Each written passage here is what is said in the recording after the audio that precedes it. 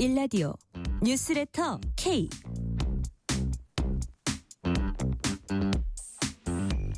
안녕하세요. 뉴스레터 K 진행하는 전종철입니다. 중국을 국빈 방문 중인 이재명 대통령이 순방 기자단 간담회를 열고 시진핑 주석에게 북한핵을 포함한 한반도 문제에 대한 중재자 역할을 요청했다고 밝혔습니다. 서해 구조물 관련해서는 중국 측이 일부 시설을 철수하기로 했다고 밝혔습니다. 장동혁 국민의힘 대표가 12.3 비상계엄 선포는 잘못된 수단이었고 당시 여당으로서 책임을 통감한다며 대국민 사과를 했습니다. 당명을 개정하고 청년 전문가 정당으로 거듭나겠다며 쇄신안도 발표했는데 윤석열 전 대통령과 절연은 언급하지 않았습니다. 국회 법사위원회가 민주당과 국민의힘 등이 발의한 통일구호 특검 법안을 전체회의에 상정했습니다. 민주당은 내일 본회의에서 처리하겠다는 계획이어서 야당이 반발하고 있습니다. 정치 토크 코너에서 주요 정치 현안 깊이 있게 분석합니다. 이번 주 인터뷰 코너에선 한반도를 둘러싼 국제 정세를 진단하고 있습니다. 오늘은 초대 핵추진 잠수함 추진 단장을 역임한 문근식 한양대 공공정책대학원 특임 교수와 함께 동북아 국가들의 핵잠수함, 핵추진 잠수함 경쟁과 안보 지형 변화를 전망해 봅니다. 청취율 조사 기간입니다. 02로 시작되는 전화가 오면은 뉴스레터 K라고 대답해 주시면 감사하겠습니다. 방송 중에 사연 보내주시면은 추첨을 통해서 치킨 교환권 보내드릴 테니까요. 많은 참여 부탁드립니다. 뉴스레터 K 지금부터 시작합니다.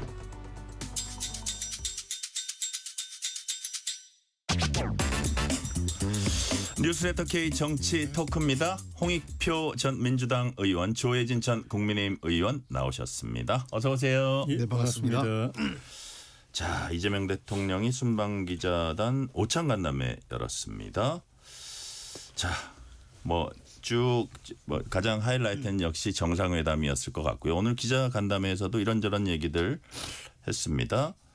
자, 한반도 평화 중재자 역할 시진핑 주석에게 요청했다 이런 얘기들 여러 가지 팩트를 이제 얘기를 했는데, 자, 먼저 이번 방중 정상회담 포함해서요. 홍익표 의원님 어떻게 평가하세요?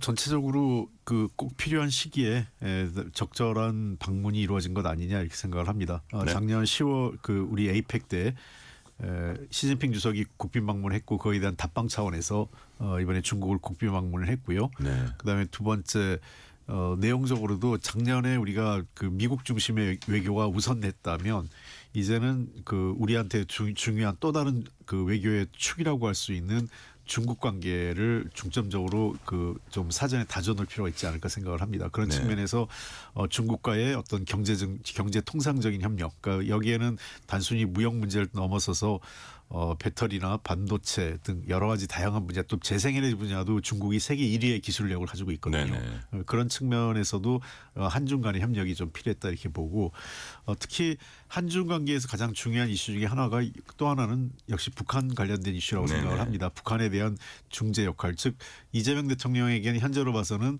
피스메이커 미국, 그다음에 북한 문제에서의 중재자 역할은 중국, 한국은 페이스메이커 이런 정도로 규정을 하면서 각각의 국가에게 그 역할과 어떤 걸맞는 책임을 강조하고 있지 않나 생각을 합니다. 네네. 조혜진 의원님은 이번 방중 플러스 정상회담 어떻게 평가하세요? 좀 실망스럽습니다. 방중이 굉장히 이례적이었거든요. 네네. 시진핑이 우리나라 온 게 11년 만이었기 때문에 그 정도로 이게 정상회담, 중국과의 정상회담이라는 게 그렇게 빈번하지 않은데 경주 에이펙에서 정상회담하고 2달 만에 다시 만난 거거든요. 네네. 그래서 저는 뭔가 좀 아주 서로 간에 굉장히 좀 긴장된 현안이 있다기보다도 그건 우리는 다 알고 있는 거니까. 네. 뭔가 좀 큰 성과를 낼 만한 게 있나 보다 그렇게 생각을 했어요. 그러니까 그동안 쭉 진행된 거 보면 중국 측에서는 좀 이따가 만나고 싶어 하는데 우리 정부에서 굉장히 좀 강하게 대시 해가지고 네. 2달 만에 만나게 됐는데, 그럴 때는 뭔가 목표가 있을 거라고, 과제가 있을 거라고, 또 만나서 뭔가 좀 해결해낼 만한 게 있을 거라고 저는 기대를 했거든요. 근데 뭐 형식상으로 보더라도 공동 발표도 없고 언론 발표문도 없고 MOU 같은 것만 잔뜩 이제 체결을 했고 정작 우리가 그 기대를 가졌던 비핵화 문제 뭐 전혀 언급도 안 되다시피 했고 한한령 해제 문제도 뭐 전혀 진척이 없고 뭐 축구 뭐 바둑 좀 더 하자 뭐 이런 좀 이해 안 되는 그런 정도고 그리고 서해 구조물도 세 개 중에 한 개 철거하는 것 정도로 되는데 그거는 이미 그 전에 양국 간 실무자 그 협의에서 이미 나왔던 이야기거든요. 한 개 정도 하는 걸로. 그러니까 정상끼리 만나서 뭐 결과를 따는 거라고 보기도 힘들어요. 그래서 저는 그러면 왜 2달 만에 전격적으로 이례적으로 정상회담을 했을까? 그 이해 안 되는 부분이 좀 있어요. 그러니까 그 안보실장은 그 두 정상 간에 지금 공감대가 높아졌다 뭐 이런 정도로 설명을 하던데 그리고 이제부터가 시작이다. 네. 그동안의 어려움을 이제 극복하는 과정이다. 이렇게 말할 정도로 사실은 내놓을 게 없는 상황이 돼서 기왕 가셨으니까 최대한 성과를 많이 의미와 성과를 극대화하고 돌아오시길 바라는데 어쨌든 지금까지 나타난 걸로 보면은 좀 의아하다. 2달 만에 전격적으로 다시 찾아가서 만난 정상회담 치고는 네. 예, 그런 생각이 듭니다. 자, 지금 이재명 대통령은 중재자 역할 뭐 요청했다 이렇게 얘기했는데 사실 이제 공개적으로 한중 정상이 북한 비핵화 요즘 뭐 한반도 비핵화 요거를 언급하기에는 둘 다 이제 부담이 있었는지 어쨌든 그것까지 가지는 못했잖아요. 예. 그 뭐 비공개 회담에서 서로 만약에 그렇다면 이런 부분들은 좀 불가피했다고 보십니까? 아니면 좀 아쉬운 부분이라고 보십니까? 그러니까 지금 조혜진 의원님이 야당에서 저렇게 너무 박하게 평가하는 것은 좀 아쉽다고 생각을 해요. 지금 한중 관계가 지금 윤석열 정부 들어와서 최악이었거든요. 사실 일본 다카이치 총리가 했던 어리석은 행동을 윤석열 대통령이 했었거든요. 말도 안 되는 일을 하면서 사실 뭐 우리한테 도움도 안 되는 그러니까 뭐 야당에서 미국을 버리고 중국을 택하라고 한 적도 없었고 당연히 민주당도 한미동맹을 최우선적으로 과제로 했음에도 불구하고 마치 윤석열 정부에서는 미국 그 한미 관계와 한중 관계를 제로섬 게임으로 본 거죠. 한미 관계가 좋아지면 한중 관계는 나빠지는 이런 걸로 했기 때문에 굉장히 어리석은 외교를 했다 이렇게 생각을 합니다. 그에 비해서 지금 이재명 정부 들어와가지고 굉장히 지혜로운 실용 얘기를 하고 있다. 네. 즉 한중 관계와 한미 관계가 두 개가 서로 마이너스나 뭐 이런 제로섬 게임이 아니라 두 개를 같이 끌고 갈 수 있는 플러스 알파를 만들어낼 수 있는 그런 협력 관계로 만들어가는 과정이라고 생각을 하고요. 지금 한한령이라든지 또는 서해 구조물 문제 이런 것들도 이재명 대통령 그다음에 그 안보실에서 설명하는 것처럼 네. 이제부터 시작이라는 게 맞죠. 정상회담 한 번 했다고 중국이 갑자기 구조물을 해체하겠습니까? 한한령을 지금까지 해왔던 한한령을 내일부로 해제를 하겠습니까? 제가 그 문화체육관광위원장 할 때 여러 차례 중국 갈 때요. 네. 관광협력 해결할 거라고 한국에 대한 단체 관광 문제를 해결하게 될 거라고 얘기했을 때 당시 저 국민의힘 쪽에서 그 윤석열 전 국민의힘 측에서 말도 안 되는 얘기라고 했지만 몇 개월 후에 해제를 했거든요. 네. 저는 한중 간의 외교의 그 결과물은 좀 기다려 보면 한 3개월이나 한 6개월 후에 본격적으로 중국 정부에서 변화가 있을 거고 제가 그 알고 있는 몇 가지 경로를 통해서도 제가 중국 쪽 관계자 들었을 때도 한국을 향한 상당히 좋은 선물을 중국 쪽에서 준비하고 있는 것으로 알고 있습니다. 네.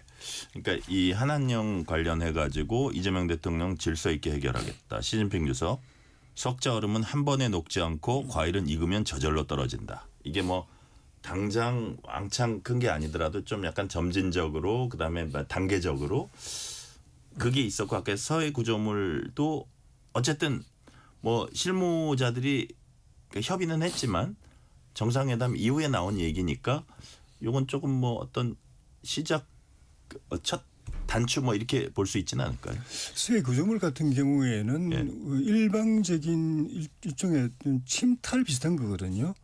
우리가 예. 그 북한이 실질적으로 국제 질서를 북한이 아니라 중국이 국제 질서를 어기고 물론 이제 잠정 수역이긴 하지만은 그래도 이게 금도라는 게 있는 것인데 그걸 넘어서서 우리 쪽으로 침탈해오는 작업이거든요. 우리한테만 그런 게 아니라 지금 동중국해, 남중국해를 계속 그런 식으로 해서 그 자기들 내해로, 자기들 그 영해로 만들어온 그 작업을 우리를 향해서 또 이제 하고 있는 것이기 때문에 당연히 그건 하지 말았어야 되고 한 거는 철회해야 되는 것인데 네. 그 철회하는 걸 갖다가 우리 무슨 뭐 도와주는 것처럼 또 우리가 그걸 해내면 무슨 성과를 낸 것처럼 그걸 막지 않았던 어느 정권이든 간에 막지 못했던 것 또 그쪽에서 들어오면 우리가 또 대응해서 그쪽에 불법 구조물 설치하면 우리도 당연히 불법 구조물 그러니까 우리도 대응해서 그 유사한 구조물을 설치해야 맞은 거였거든요. 네. 그 역대 정부는 그렇게 안 했지 않습니까? 그 윤석열 정부에서 아무것도 안 한 거죠. 그러니까 어느 정권이든 그건 잘못했다고 보거든요. 네네. 저기 우리 정부냐 어느 정부냐 그 탓할 게 아니라 당연히 잘못한 겁니다. 대응 안 한 거. 그래놓고 그 이제 기정사실화 돼가지고 그걸 만약에 철거해주면 우리가 무슨 굉장히 혜택을 입는 것처럼 구조가 된 것 자체가 외교의 실패죠. 네. 안보 전략의 실패인 거죠. 그런 측면에서 좀 아쉬움이 있고 한한령 같은 경우에도 사드 때문에 그렇게 한 거 아닙니까? 근데 사드는 이미 어쨌든 간에 그 이슈는 이미 끝난 지 오래됐거든요. 근데 한한령은 계속 유지하고 있는 게 그 자체도 우리로서는 불만이지만은 중국의 입장에서 보면은 또 그게 그냥 단순히 그 사드에 대한 보복 차원을 넘어서 가지고 중국 그 안에 그 당국 지도부에서는 한류를 그냥 단순한 그냥 그 문화가 아니라 자본주의의 일단 첨단 문화, 자본주의 문화의 첨단이 한류다. 코리아 컬처가 K컬처가 자본주의 첨단 문화다. 전 세계 가운데서 예. 그것이 그 중국 사회로 이렇게 들어오는 것에 대해서 체제적인 고민을 하고 있다고 저는 알고 있어요. 북한은 완전히 경기를 일으킬 정도고 북한은 그게 그 K 컬처가 들어오면은 정권이 바로 무너진다고 생각하는 거고 중국은 그걸 놔두면은 장기적으로 중국의 이 사회주의 체제가 이 균열이 생긴다고 생각하고 있기 때문에 저는 쉽게 국가 전략적 차원에서 쉽게 못할 거라고 보는데 네.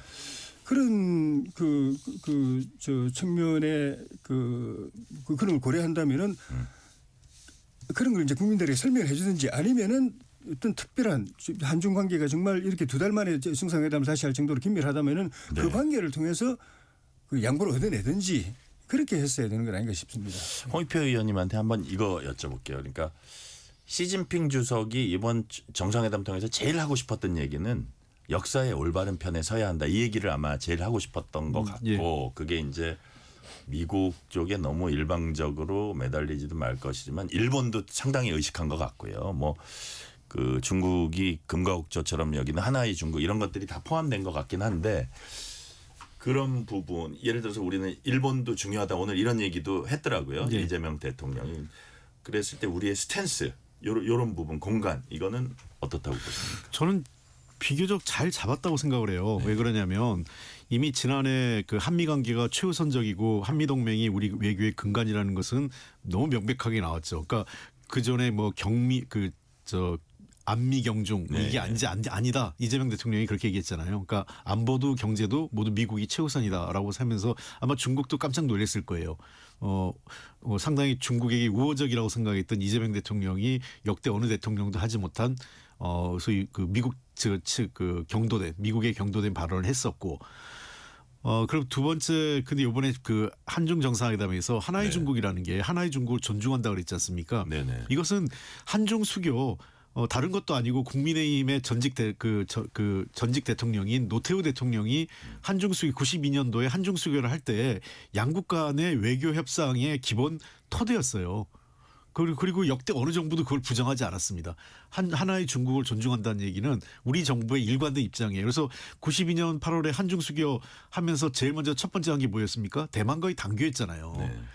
그러니까 하나의 중국을 뭐 민주당은 존중하고 국민의힘은 존중하지 않는다가 아니라 우리 대한민국 정부가 존중해 온 거예요. 그 자체를. 사실 미국도 하나의 중국 얘기하지 않습니까? 그렇습니다. 네. 그거를 어느 나라도 그걸 부인하는 순간 외교 관계를 끝내자는 얘기라는 걸로 받아들이기 때문에 하나의 중국을 존중하는 거죠.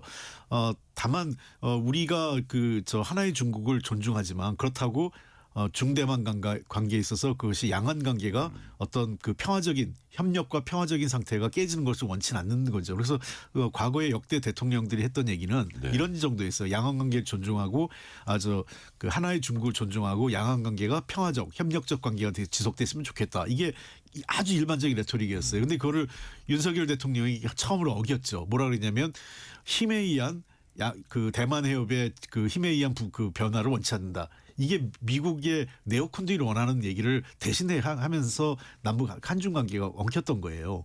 그러니까 저는 이런 문제에 대해서 지금 대통령의 워딩은 기존의 우리 정부, 그 진보 정부나 보수 정부나 가리지 않고 견제해왔던 외교의 기본 원칙을 재확인하고 있다 이렇게 생각을 합니다. 그래서 한미동맹 중국과는 전략적 외교협력 하나의 중국 존중. 그다음에 일본과는 우리가 동맹 관계가 아니죠. 한일 동맹은 아니지만 네. 안보 협력에 있어서 한국과 일본은 매우 중요한 협력적 파트너라. 이것이 이 외교의 ABC예요. 지금 이재명 대통령이 하는 것은 윤석열 대통령이 아주 엉망으로 만들어놨던 외교의 원칙들을 하나하나 제자리로 돌려놓고 있는 상태라고 생각합니다. 네. 조혜진 의원님은 어떻게 보셨어요? 이제 큰 방향에서는 그게 맞죠. 뭐 어쨌든 뭐 안보든 그 경제든 미국 비중이 한 60, 70%라면은 중국 비중은 못해도 30, 40%는 되기 때문에 예. 그거를 현실을 인정하고 그걸 극대화해 나가는 게 외교의 기본인데 네. 그 이재명 대통령이 좀 걱정되는 거는 그걸 큰 그 틀에서 하나 그 나름 이제 정리해 가지고 일관되게 이렇게 가는 게 아니라 그냥 하나하나 이슈별로 다른 이야기들을 하고 있는 것이 저는 걱정이 되거든요. 예를 들면 그 원자력 잠수함 같은 경우에 저 트럼프 대통령 만났을 때는 그쪽에 협력을 얻기 위해서 한국이 원자함을 가지게 되면은 중국하고 북한 그쪽 견제하는 데 이게 도움이 된다라고 이야기를 해가지고 중국이 발칵 뒤집어졌지 않습니까? 근데 그리고 실제로 미국의 입장이 또 그거거든요. 한국의 원잠을 허용해 준다면은 그 한국 원잠이 북한 중국을 견제해 주기를 바라는 그 목적에서 승인해 줄 건데 중국이 이번에 가가지고는 중국 만나가지고는 지도자 만나가지고는 그 한국 원잠 설명하면서 이건 중국 견제용이 아니라고 또 이야기를 해버렸거든요. 네네. 말 자체가 틀리지만 미국 입장에서 볼 때는 또 이게 또 뒤집어지게 되는 거예요. 그런데 그때 제가 좀 하나 설명하면 그 당시에도 바로 왜 안보실에서 바로 잡았어요. 그게 중국과 북한을 상대로 한 건 아니다. 그 직접적으로 북한과 중국을 견제하고 그것을 대응하기 위한 것은 아니라고 안보실에서 바로 잡았죠. 어쨌든 간에 그 지도자의 말이 중요한 건데 대통령실에서 그렇게 바로 잡아야 될 정도로 이게 레토릭을 쓰는 것 같다. 제가 보면은 그렇게 말함으로써 지금 미국은 좀 전에 말씀드린 미국은 사실은 그 입장이거든요. 한국 원잠 인정 자기들이 이제 승인해 주면은 그게 미국의 그 중국 그 북한 견제 부담을 한국이 원잠을 통해서 그걸 지게 나눠지기를 바라는 의미에서 그렇게 하는 것인데 지금 아니라고 그래버리니까 미국이 또 이제 우리를 의심하게 생긴 거예요. 그럼 원잠을 해줘야 될지 말아야 될지. 한국이 원잠의 의도는 뭔가? 한국의 원잠 주면 저 사람 저 가지고 뭐 하려고 하는 건가 의심하게 만드는 거거든요. 그래서 이게 하나의 사례인데 이쪽 가서 이렇게 이야기, 그쪽에 듣기 좋은 이야기 하는데 그 이야기를 했을 때 다른 이해관계에 있는 쪽에서 어떻게 들을지를 생각을 안 하는 것 같아요. 그건 또 그쪽 만나가지고 또 다른 이야기를 하고. 이 외교를 이런 식으로 하면 신뢰만 잃게 되고 저 사람하고는 믿고 말할 수가 없겠네 이렇게 돼버리기 때문에 그거는 정말 대통령이 깊이 생각해야 될 부분 같아요. 자, 질문을 대통령 관련 하나만 더 할게요. 오늘 질문과 관계없는 멘트를 하나 한 게 있는데 검찰의 항소 포기 논란. 큰 논란이 있었던 건 이제 대장동 사건 항소 포기였고 최근에 서해 공무원 일부 항소가 있었습니다. 자, 법원 이 대통령이 이런 말을 했어요. 법원이 잘못된 기소라고 판단하면 기소한 검찰 책임을 물어야 하는데 왜 일부 언론들은 그것이 이재명이나 민주당이 관련이 되면 검찰을 두둔한다. 이거 좀 그 형평성이 없지 않느냐. 일리가 있다고 보세요. 어떻게 보세요? 지금 이거는 뭐 이 문제에 대해서는 여야가 다 이제 좀 생각을 해봐야 되는 게 재판의 판단이 나오고 나면 재판 판단에 대해서 존중하지 않는 분위기가 지금 만연돼 있어요. 그러다 보니까 이게 반복되는 건데 대통령께서 얘기한 그거죠. 그러니까 재판부가 판결을 내렸는데 그러면 재판부의 판결에 따라서 그 무죄 판결이 났으면 검찰이 잘못했다고 해야 되는데 판사가 이상한 판단을 했다. 이렇게 얘기를 하는 거죠. 물론 민주당도 자유롭진 않습니다. 그렇게 얘기하는 게 있기 때문에. 그러니까 앞으로 이 재판 결과에 대해서 이의 제기는 할 수 있지만 판결 자체는 좀 존중하는 사법부에 대한 존중하는 문화가 여야가 그 정치적으로 활용하는 것과 실제 사법부를 존중하는 건 좀 분리해서 좀 대응을 했으면 좋겠다는 생각이에요. 그러니까 예를 들어서 뭐 무죄가 나오면 뭐 어디가 잘못됐다보다는 사실 객관적으로 봤을 때 이거는 항소할 여지가 있다. 예를 들어 대장동도 그랬고 서해 공무원 그 유족 입장에서 보면은 이게 항소를 안 해?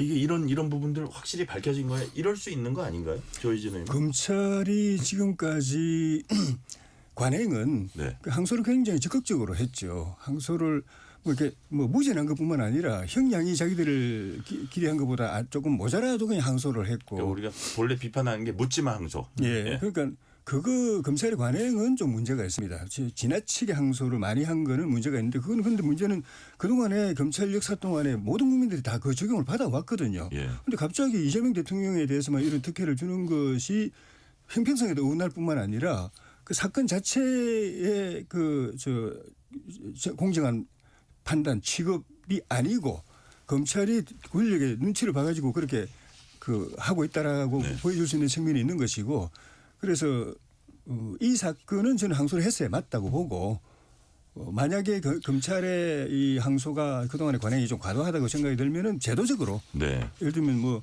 1심에서 무죄가 나오면은 형량 말고 아예 무죄가 나버리면은 항소를 제한한다든지 뭐 이런 제도적으로 정리를 한다든지 해야지 다른 거는 여전히 일반 서민들은 자살한 것도 다 항소해가지고 괴롭히면서 최고 권력에 대해서는 이런 식으로 중대한 사건인데 또 다른 그 공범들이 또 조사를 받고 재판을 받고 있고 일부 또 어떤 다른 사건은 또 유죄까지 나왔는데 그 항소가 그 취소가 또 추진되고 있다든지 이런 거는 국민들이 이거는 법 감정상 용납이 안 된다고 봅니다. 네, 장동혁 국민의힘 대표가 오늘 긴급 기자회견 열고 12.3 비상계엄에 사과하며 3대 쇄신안 발표했습니다. 먼저 장동혁 대표 얘기부터 들어보시겠습니다.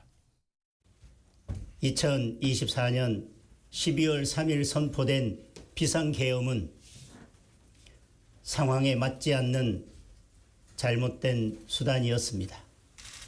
우리 국민께 큰 혼란과 불편을 드렸습니다. 자유민주주의 헌정 질서를 지켜온 당원들께도 큰 상처가 되었습니다. 국정 운영의 한 축이었던 여당으로서 그 역할을 다하지 못한 책임이 큽니다. 그 책임을 무겁게 통감하고 이 점 국민 여러분께 깊이 사과드립니다. 국민의힘은 과거의 잘못을 되풀이하지 않겠습니다. 과거의 잘못된 부분을 깊이 반성하고 새로운 모습을 보여드리겠습니다. 자, 비상계엄에 대해서 사과했습니다. 홍익표 의원님한테 먼저 여쭤볼게요. 그런데 윤석열 전 대통령 얘기는 없었고, 자 어떻게 평가하십니까? 뭐 제가 얘기한 것보다 그냥 조갑재 위원이 한 얘기를 그대로 반복하는 그게 좋을 것 같아요. 조갑재 위원께서 굉장히 혹독하게 평가하셨더라고요. 그러니까 뭐 진정성도 없고 그저 그냥 뭐 빈 껍데기밖에 없는 그리고 저 극우 세력으로 연결되는 이런 그 사과문에 불과하다 이렇게 얘기할 정도로 굉장히 낮게 평가하고 지금 같은 당의 국민의힘의 김재선 의원도 전혀 뭐 그 상식밖에 그러니까 이 진정성이 없는 내용이라고 내부적으로도 비판이 있는 것 같아요. 뭐 민주당의 비판은 말할 것도 없고.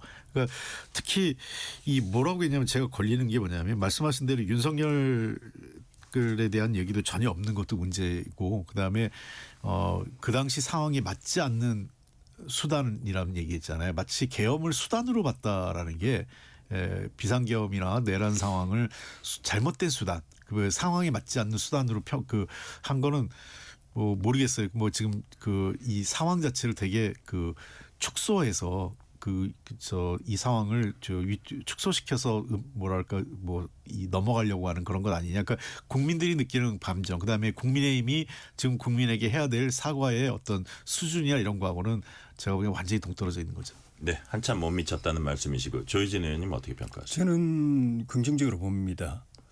일단 뭐 장동혁 대표를 만들어준 그 지지 그룹이 국민의힘에서 강성 우파이긴 하지만은 네. 장동혁 대표 본인은 그쪽에 치우쳐가지고 당 운영을 하거나 지방선거 치러서는 성산이 없다. 네. 그리고 지방선거 지면 본인은 뭐 정치적으로 뭐 책임져야 될 위치에 있다. 그건 다 알고 있는 것 같아요. 있고 당을 좀 국민 눈높이에 맞춰서 운영을 해야 되고 그런 측면에서 계엄하고는 단절을 해야 되고 그리고 어떻게 하든 당 내든 당 밖이든 간에 이렇게 통합해서 이게 이 연대를 큰 우산을 펼쳐가지고 지방선거를 치러야 성산이 있다라는 생각은 정확하게 하고 있는데 어쨌든 자기를 대표까지 만들어준 그걸 현재도 이제 밀어주고 있는 예, 그 지지 세력의 생각이 또 아주 강고하기 때문에 그거를 한꺼번에 탁 뿌리치고 확 그냥 그 저기 선박이 이렇게 변침을 세게 하듯이 이렇게 돌아버리면 그 너무 급하게 변침하면은 뒤집어진다라는 그런 생각 현실적으로 때문에 좀 이해해 준다. 조금 이제 그 좀 타이밍 조절을 하고 있는 것 아닌가. 근데 어쨌든 중도층으로 확장하는데 좀 부족하지 않나 이런 지적도 당내에 있는데 예, 그런 지금 부분은 그러니까 어떻게 보세요? 우리 당이 갖고 있는 이 좀 상당히 뿌리 깊은 이 부조리한 상황을 일거에 개선하려면은 확 틀어야죠. 예. 근데 확 틀면은 선박도 뒤집어지듯이 배도 뒤집어지듯이 그런 것까지 감안했다. 본인이 이 그 상황을 컨트롤할 수 있을 것인가도 문제가 되거든요. 그래서 아쉬운 건 맞습니다. 그런 당이 너무 깊이 지금 여러 가지 모순이 이렇게 겹쳐 있는 걸 생각하면 이걸 짧은 시간에 바꾸려면은 획기적으로 확 바꿔야 되는데 단시간에 예. 그게 또 생각처럼 쉽지 않다는 것도 생각을 하다면은 어쨌든 오늘 그 기자회견은 그 방향을 분명히 보여줬고 네. 그 과거와 단절하고는 하지 않고는 안 된다. 그리고 쇄신하지 않으면 안 된다. 그리고 통합하고 외연 확장하지 않으면 안 된다는 생각은 분명히 보여주고 그 방향으로 가겠다는 의지를 저는 보여줬다고 생각합니다.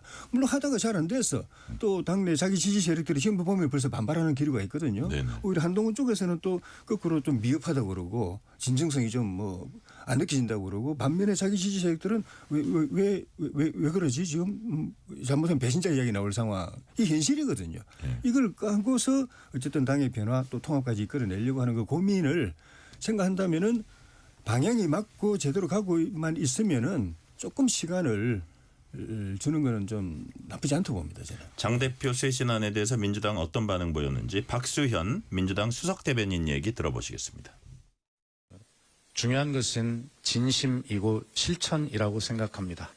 그러나 국민의힘의 윤리위원장의 임명을 보면 김건희를 옹호해왔던 그런 인사를 가장 중요한 당의 윤리위원장에 임명을 하는 행동과 비상계엄에 대해서 철진한 사과를 하는 말과 어떤 일치감이 있는지 국민께서 그것을 정말 진심의 사과라고 받아들이고 앞으로 국민의힘이 그렇게 행동할 것이라고 예상하시는 국민이 있을까라고 하는 점에 대해서는 다소 회의적입니다.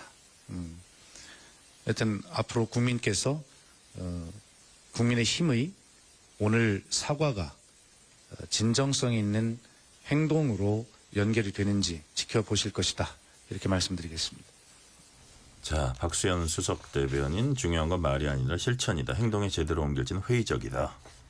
이러면서 이제 국민의힘 윤리위원장 선임도 지적하고 윤리위 구성을 보고 조혜진 의원님 당내에서도 이게 이제 한동훈 강한 징계를 위한 윤리 구성 아니냐 뭐 이런 지적도 나오고 하는데 자, 이 윤리위에서 어떤 결정이 나올 걸로 예상을 하시는지 그에 따른 뭐 파장이랄까 이런 건 좀 예상을 하십니까?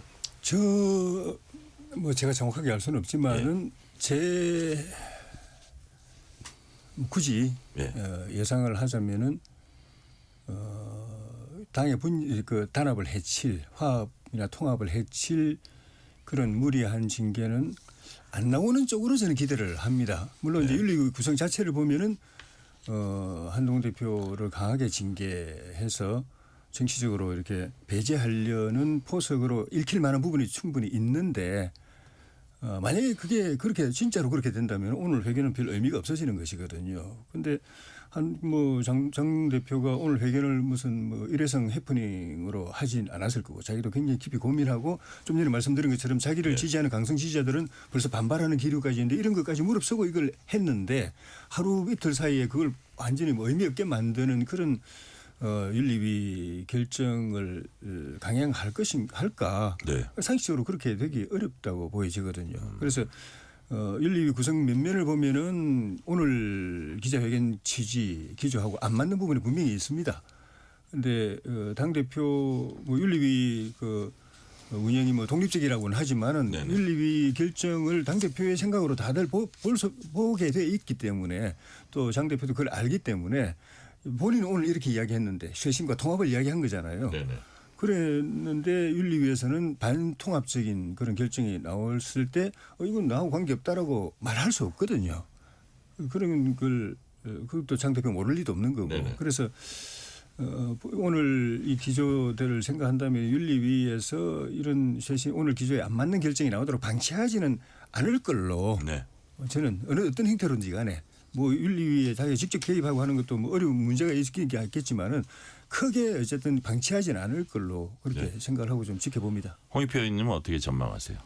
저는 정동혁 대표 얘기에 다 나와 있다고 봅니다. 그 책임을 그 한동훈 대표에 대해서 상당히 무겁게 정책 책임을 물을 것 같아요. 왜 그러냐면 자, 그 윤석열 대통령의 비상계엄은 네. 상황에 맞지 않는 잘못된 수단이었다라고 했어요.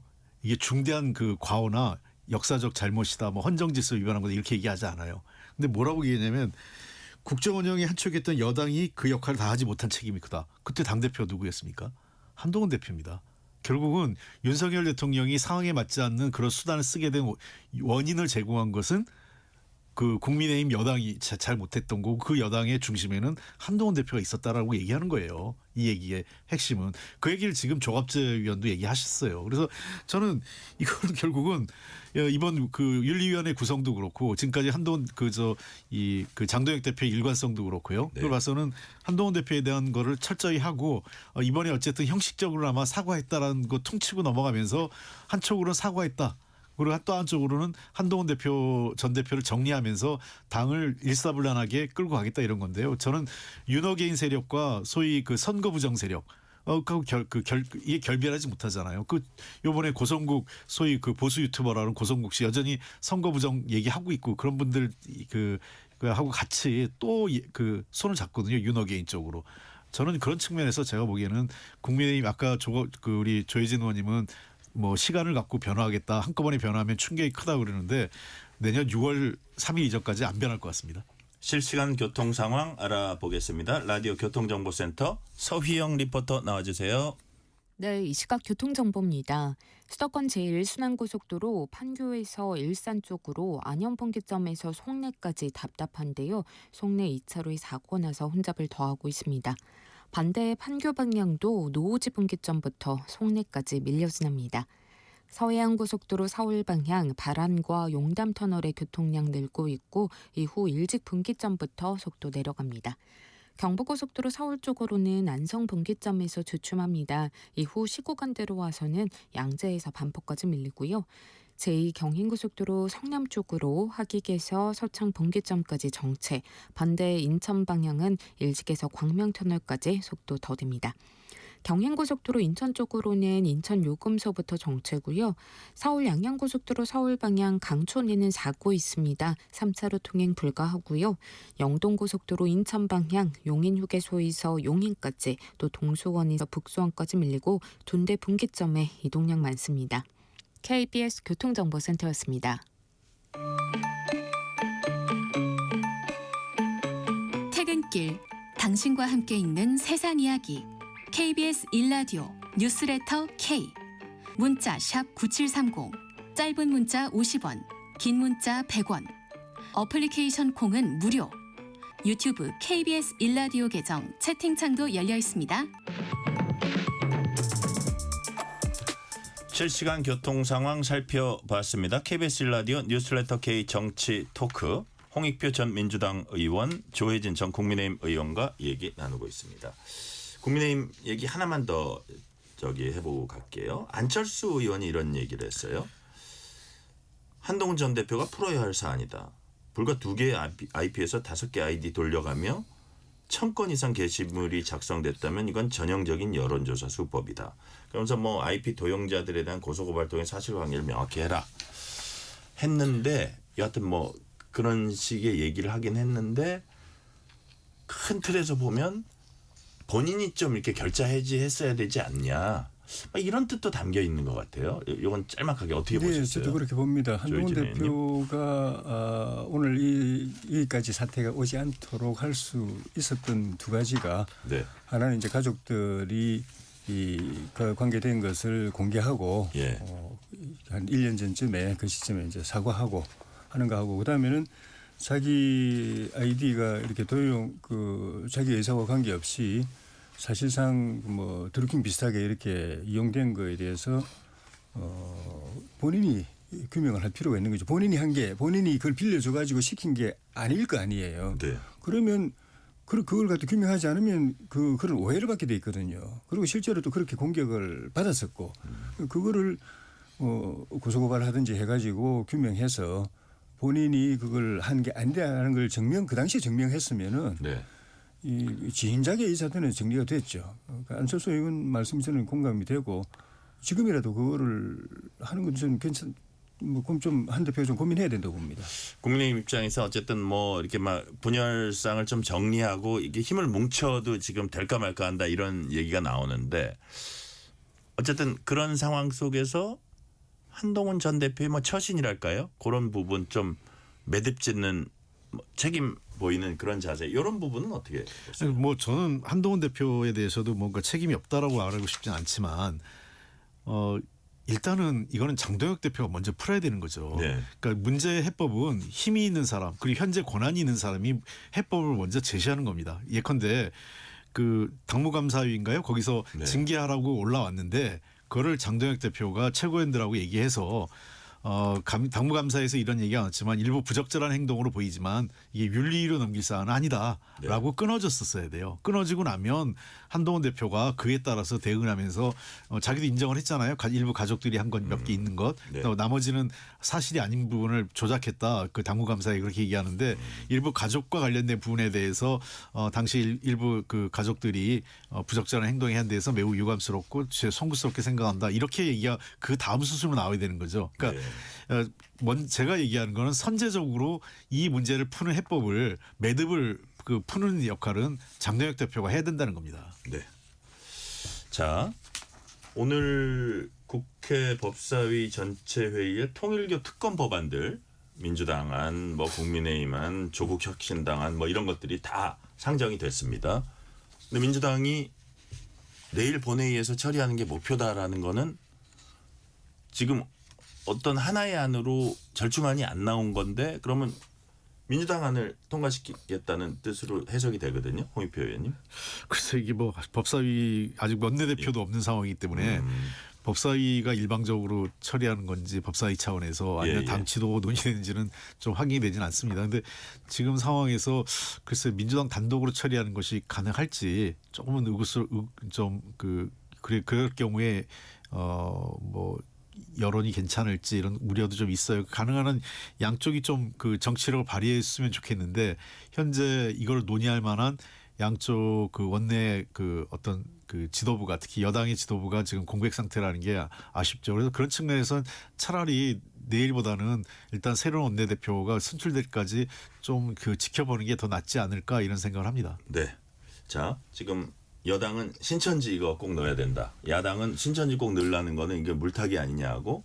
또 야당은 뭐 예를 들어서 뭐 민중기 꼭 넣어야 된다. 뭐 이런 부분으로 서로 이제 좀 맞서고 있거든요. 이런 부분은 어떻게 절충점을 찾기가 어렵다고 보세요, 조혜진 의원님? 불가능한 건 아니라고 봅니다. 신천지 같은 경우는 대통령이 직접 지시해서 지금 합수본까지 만들었잖아요. 검찰 경찰 구성해가지고 거기다가 거기서 수사를 하고 있는데 시작했는데 특검이 또 하면 이중으로 하게 되는 것 아닙니까? 그건 당연히 뭐 구조상에는 빠져야 맞은 거고 민중기 특검의 그런 그 사건 은폐 의혹 같은 경우에는 저는 당연히 해야 된다고 보지만 그건 여야가 또 절충할 수 있는 부분도 있을 수 있을 것이고. 네. 근데 만약 민주당이 그리고 이제 그 우원식 의장도 그렇게 합의 보라고 지금 종용을 하고 있는 것 같아요. 그 본회의 확답을 안 주고. 왜냐하면 이제 종합특검도 그렇고 이렇게 부담이 있는 거잖아요. 그 우원식 의장 입장에서 볼 때는 그걸 처리해 준다는 게 민주당 그 요청대로 맞춰가지고 일방 처리해 준다는 게 부담인데다 물리적으로 내일이 그 12월 임시국회 마지막 날일 거예요 아마. 12월 임시 그렇죠. 12월 이렇게. 그럼 내일 본회의에 만약에 민주당 일방적으로 상정해서 처리한다고 그래도 우리가 그 필리버스터 해버리면 12시에 그냥 종료돼 버리지 않습니까? 어차피 이거는 민주당이나 뭐 오은식 의장이 하고 싶어도 안 되는 것 아닌가. 다음 1월 임시국회 여름위원회 그때부터 다시 시작해야 되는 거 아닌가. 네. 그게 기존의 민주당 입장이기도 했고요. 뭐 11일 날 원내대표 새로 뽑히면은 그때부터 협상하겠다는 이야기를 그동안 했었고 오은식 의장도 그렇게 했는데 네. 내일 좀 처리하지 못할 거기 때문에 시도를 안 할 걸로 저는 생각합니다. 저도 좀 물리적으로 어려울 것 같아요. 네. 그리고 일단은 여당의 원내대표가 부재하고 있다는 게 제일 큰 이유고요. 근데 두 번째는 이거는 여야가 엇갈려 있는 사안이기 때문에 어느 특정 정당이 안을 일방적으로 처리했을 때에 따른 여러 가지 그 부담이 커집니다, 정치적으로. 그래서 저는 일찌감치 여러 차례 얘기했지만 서로가 좀 하나씩 내려놔야 돼요. 그 지금 조혜진 의원님 말씀하신 것처럼 그 특검에 대한 특검 이거는 전례도 없고 그거는 국민의힘이 내려놓을 필요가 있고 신천지는 지금 현재 문제가 불거진 건 통일교니까 통일교 문제로 타겟팅을 해서 통일교 문제만 보고 신천지는 이후에 경찰 수사를 보다가 거기에 진짜 큰 중대한 문제가 생겨서 경찰 갖고 안 되겠다고 하면 그때 특검을 해도 늦지 않는다 이렇게 생각합니다. 네. 자, 국민의힘은 김병기 의원, 강선호 의원에 대한 공천 뇌물 수수 의혹 사건 진상규명위원 특검법 제출을 했습니다. 이재명 대통령도 특검법 수사 대상에 넣었고요. 자, 홍익표 의원님, 야당 입장에서 보면 이게 어떤 시스템에 관한 물론 이게 휴먼 에러냐 무슨 에러냐 할 때 휴먼 에러라고 정청래 대표는 말은 했지만 예를 들어서 뭐 김병기 의원 건 같은 경우에 윤리감찰단 갔다고 했지만 증언에 의하면 지금 확인은 해봐야 되지만요. 김현지 이수진 전 의원 말입니다. 김현지 당시 보좌관한테 해서 이재명 대표한테도 보고됐다. 그다음 정청래 당시 수석 최고위원한테도 얘기했더니 막 화를 내면서 나보고 어떠라. 만약에 그런 지도부까지도 그랬는데 이게 그랬다면 야당의 어떤 특검 주장 이런 부분이 좀 일리가 있는 거 아닌가요? 어떻게 보세요? 이게 뭐 특검까지 가야 될 사안이냐 하는 문제에 대해서는 좀 봐야 될 것 같아요. 아직 수사 내용을 봐야 되고 해야 하기 때문에. 그러니까 저는 국민의힘의 이번 특검안은 철저하게 정치적이라고 봅니다. 아직 그 사건의 그 사실관계도 분명치 않고 거기다가 또 이재명 대통령까지 대상자로 넣은 거는 이거는 통과시키는 게 있다는 것보다는 그냥 낸 것 자체 목표가 있는 것 아니냐 이런 생각을 하고 제가 오늘은 조금 이 부분에 대해서는 정청래 대표한테도 약간 쓴소리를 좀 하고 싶은데 정청래 대표가 이것을 굳이 시스템 에러와 휴먼 에러를 구분했는데 이게 바람직한 접근 방식은 아니에요. 제가 이런 방식을 너무나 많이 봤기 때문에 그렇습니다. 예컨대 그 노동자가 현장에서 그 산재로 사망사고 났을 때 뭐라고 얘기하냐면 아무 그 근로조건이나 노동환경에 문제가 없는데 노동자의 그 부주의에서 일어난 사건이다. 이렇게 수습한 게 너무 많아요. 물론 조사해 보면 시스템은 완벽한데 개인의 일탈이거나 개인의 에러일 수 있는 경우도 있죠. 그러나 이러한 문제가 생겼을 때에는 개인이 뭔가 은폐하거나 개인이 잘못할 수 있을 정도의 여지가 있었던 것도 시스템에 그런 허점이 있는 거죠. 그러면 통상 이런 문제가 생겼을 때 역대 어느 정당이든 어느 정당의 당대표든 간에 국민에게 죄송하다고 함께 그 내용을 꼼꼼히 살펴본 후에 필요한 부분이 있다면 제도 개선을 하겠다라고 하는 게 맞죠. 그러니까 이것을 제도 개선을 마치 분리해서 사람만 바꾸면 된다. 사람은 늘 바뀌어도 이런 문제가 계속 반복되는 경우는 제도 개선이 따라야 된다는 걸 얘기하는 겁니다. 지금 저는 민주당이 그동안 여러 차례 제도 개선을 해왔고 깨끗한 공천 그다음에 금품 공천을 방지하기 위해서 여러 노력을 해온 건 알고 있는데 그럼에도 불구하고 이런 문제가 생겼다면 뭐가 문제였는지를 꼼꼼히 보고 필요한 제도적 개선이나 보완을 하는 게 그런 부분까지 열어놓는 게 당 지도부의 보다 책임 있는 자세가 아닐까 생각합니다. 네, 이 사안의 크기가 어떻다고 보시는지 예를 들어서 이게 어떤 개인의 일탈인지 아니면 시스템 문제가 될 수 있다고 보시는지 특검은 필요하다고 보시는지 조희진 의원님 어떻게 보세요? 지금까지 드러난 것은 일부분일 텐데 드러난 것만 보더라도 이거는 여러 사람이 이제 이미 나오잖아요. 네. 그 이수진 의원이 그 탄원서를 그 당대표한테 보고하라고 사실은 김현지 실장 그 보좌관 그 당시 보좌관 당대표 보좌관한테 줬을 텐데 제대로 전달이 안 됐다는 거. 그 대표가 그 당시에 보고 안 받았다고 이야기하는 것 같아요 민주당에서는. 네. 그리고 이제 사무처에 줬는데 사무처에서도 또 당대표한테 보고 안 했다고 이야기하는 것 같고 그런데 그 당의 어떤 명칭이 생각 안 납니다만은 거기에다 기관에 줬는데 그거를 당사자한테 김병기 의원한테 줘버렸지 않습니까? 네. 그래서 그걸 이제 유야무야 돼버린 거고. 그러니까 벌써 여러 사람이 거기에 이미 등장을 하는 것이거든요. 물론 이제 거기에 그 돈을 준 사람 또 뭐 받았다가 돌려준 뭐 부인 뭐까지 하면은 지금 등장인물이 지금 사건 관련자가 지금 굉장히 많아요. 그러니까 근데 이걸 이제 시스템 문제라기보다는 제가 볼 때 시스템이 안 지켜진 거죠. 당대표 보좌관한테 줬으면 당대표 최측근이 김병기 의원이 지금 공천을 좌지우지하고 있는데 비명행사 공천하고 있는데 이런 비리가 불거졌는데 그걸 이제 당대표 보좌관한테 줬으면 대표한테 당연히 보고를 해야 되는데 안 했다는 건 그건 또 시스템에 문제가 있는 거고 사무처가 줬는데 사무처가 또 당대표한테 보고 안 했다고 해도 저는 보고했을 거라고 보지만 안 했다고 해도 이거는 시스템이 작동이 안 되고 이상하게 돌아간 거거든요. 예, 예. 그게 이게 위야무야하고 덮어버렸고 이제서 그냥 불거지면서 충격파가 훨씬 더 커져버렸고 이후에 저는 더 어떤 일이 더 벌어질지 사실 알 수 없는 상황. 특히 김병기 의원 태도를 보면은 그런 거 보면은 전형적으로 특검을 해야 될 사안인 거죠. 최고 권력자들이 연루된 사건이어서 그 밑에 있는 수사기관들이 소집금 못할 때 특검하는 거잖아요. 딱 이 사건이 그 사건이 아닙니까? 그리고 여러 사람들이 그 민주당 내에 집권당 내에 여러 사람들이 지금 연루가 돼 있고 이거 특검 안 하면 특검 안 할 게 없죠. 자, 홍익표 의원님.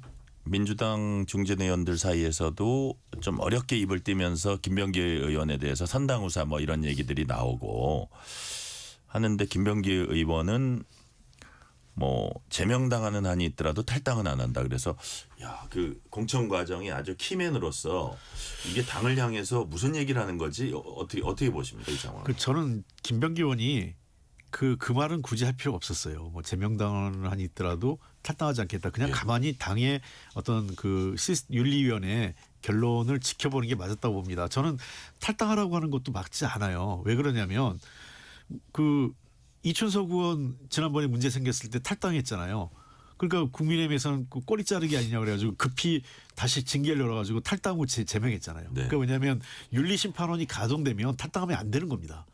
왜냐하면 윤리심판원의 판결이 나기 이전까지 그 제명이나 또는 이제 징계를 회피하기 위한 수단으로 탈당을 하는 경우가 있거든요. 네. 그럼 바로 제명했잖아요. 그 강선 의원도 그랬고 그동안 많았어요. 그러니까 당은 징계하려고 윤리심판원을 열었는데 윤리심판원 결론이 내리기 전에 그냥 탈당해버리면 윤리심판원 할 게 없어져 버리고 예. 그럼 야당은 당연히 뭐라고 비판하냐면 꼬리 자르기다. 그래가지고 하는 수 없이 그 사후 제명 형태가 되는 건데 저는 그 이 문제에 대해서는 당이 책임 있게 결정하는 것은 김병기 의원이 그 자진 탈당하는 게 아니라 네.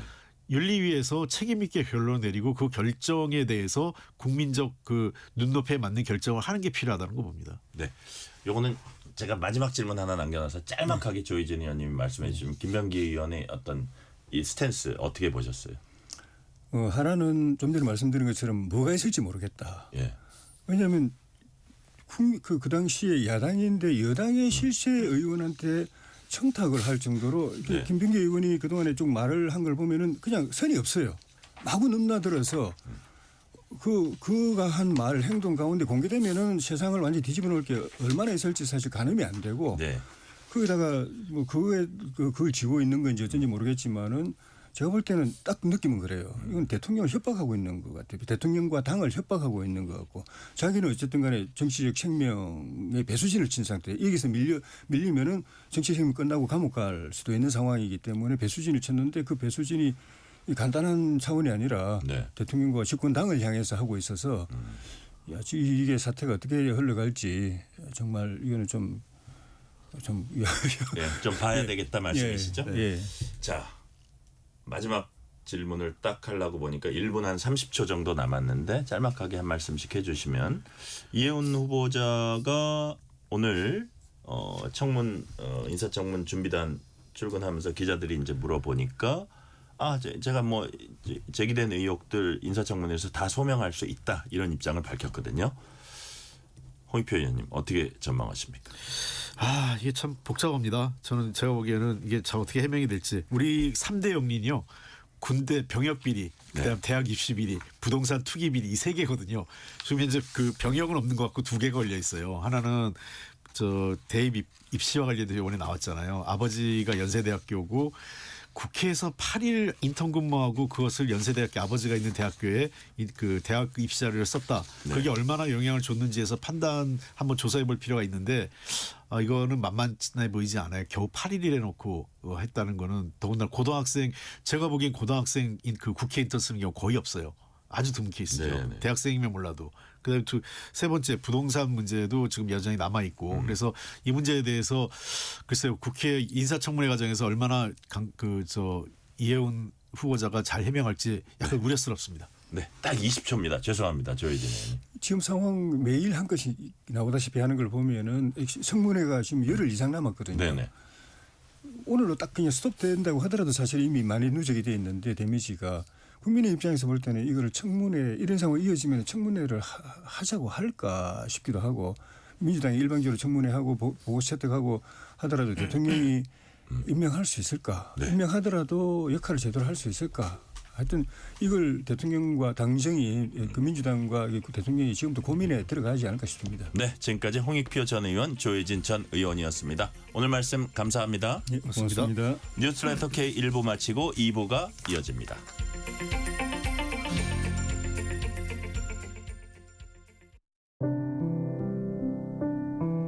KBS 라디오 연중기획 희망충전 대한민국 672번째 이야기. 안녕하세요. 아나운서 유지원입니다.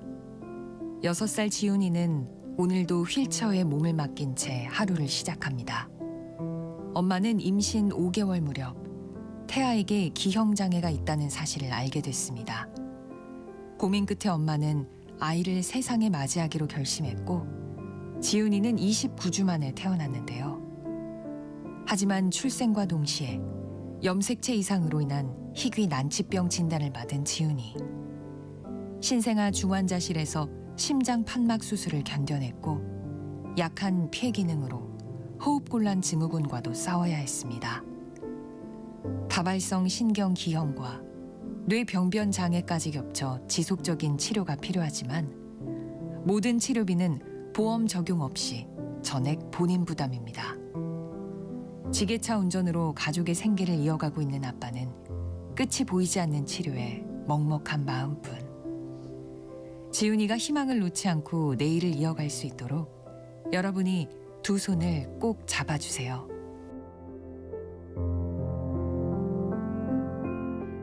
여러분의 따뜻한 손길이 희망의 빛이 됩니다. ARS 060-700-1580 060-700-1580 한 통화 3,000원으로 희망을 선물해 주세요. KBS 라디오 연중기획 희망충전 대한민국은 초록우산 어린이재단, 인탑스 주식회사 그리고 청취자 여러분과 함께합니다. ARS 060-700-1580 한 통화 3,000원입니다.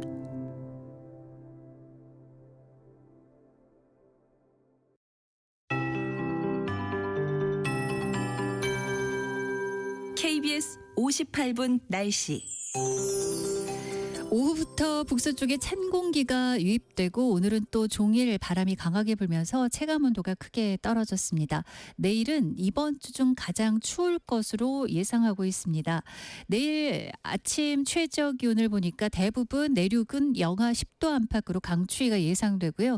서울이 영하 9도, 파주 영하 13도, 세종, 대전 영하 8도, 강릉 영하 7, 부산, 광주 영하 4도에 머물면서 대부분 거의 영하권입니다. 바람도 강해서 체감온도는 더 낮겠습니다. 이 때문에 오늘 밤 9시부터 서울과 경기 일부, 수도권을 포함한 강원, 충북, 대구, 경북 등 중부지방과 경상권 위주로 한파특보가 발효되겠고요. 또 내일 낮 기온도 서울이 영하 1도에 머무는 등 전국적으로 종일 춥겠습니다. 이번 주 중 내일과 일요일이 가장 추울 것으로 예상됩니다. 일요일도 서울이 영하 9도까지 내려앉겠습니다. 한편 동쪽 지역과 수도권 일부, 전남 동부는 화재 예방에 유의하셔야 됩니다. 건조특보가 발효된 지역입니다. 오늘 일부 지역으로 대기질이 지금도 좀 높은 편인데요. 점차 내일은 보통 수준으로 무난해지겠습니다. 제주 산지에는 오늘 눈이 오겠고요. 내일도 새벽부터 오후 사이에 제주는 곳에 따라 비나 눈이, 전라 서해안은 빗방울이나 눈날림이 예상됩니다. 현재 서울 기온 영하 0.4도입니다. 최영우였습니다.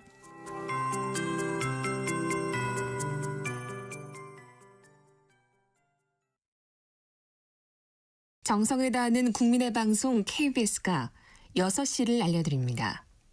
AM 711kHz, FM 97.3MHz, KBS 1라디오입니다. HLKA.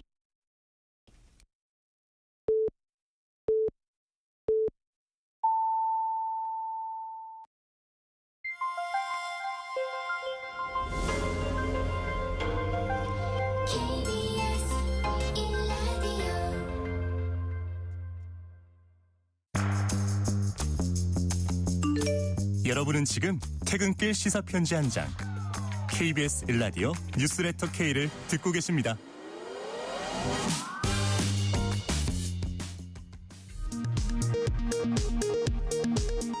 이 시각 라디오 정보센터 뉴스입니다. 중국을 국빈 방문 중인 이재명 대통령이 순방 기자단과 간담회를 열고 시진핑 주석에게 북한 핵 문제를 포함한 한반도 문제에 대해 중재 역할을 요청했다고 밝혔습니다. 또 양국이 협중 협안 정서 개선의 필요성에 공감했고 한한령 해제에 대해서도 의견을 나눴다면서 협중 정서는 우리나라에 더 큰 피해를 준다고 지적했습니다.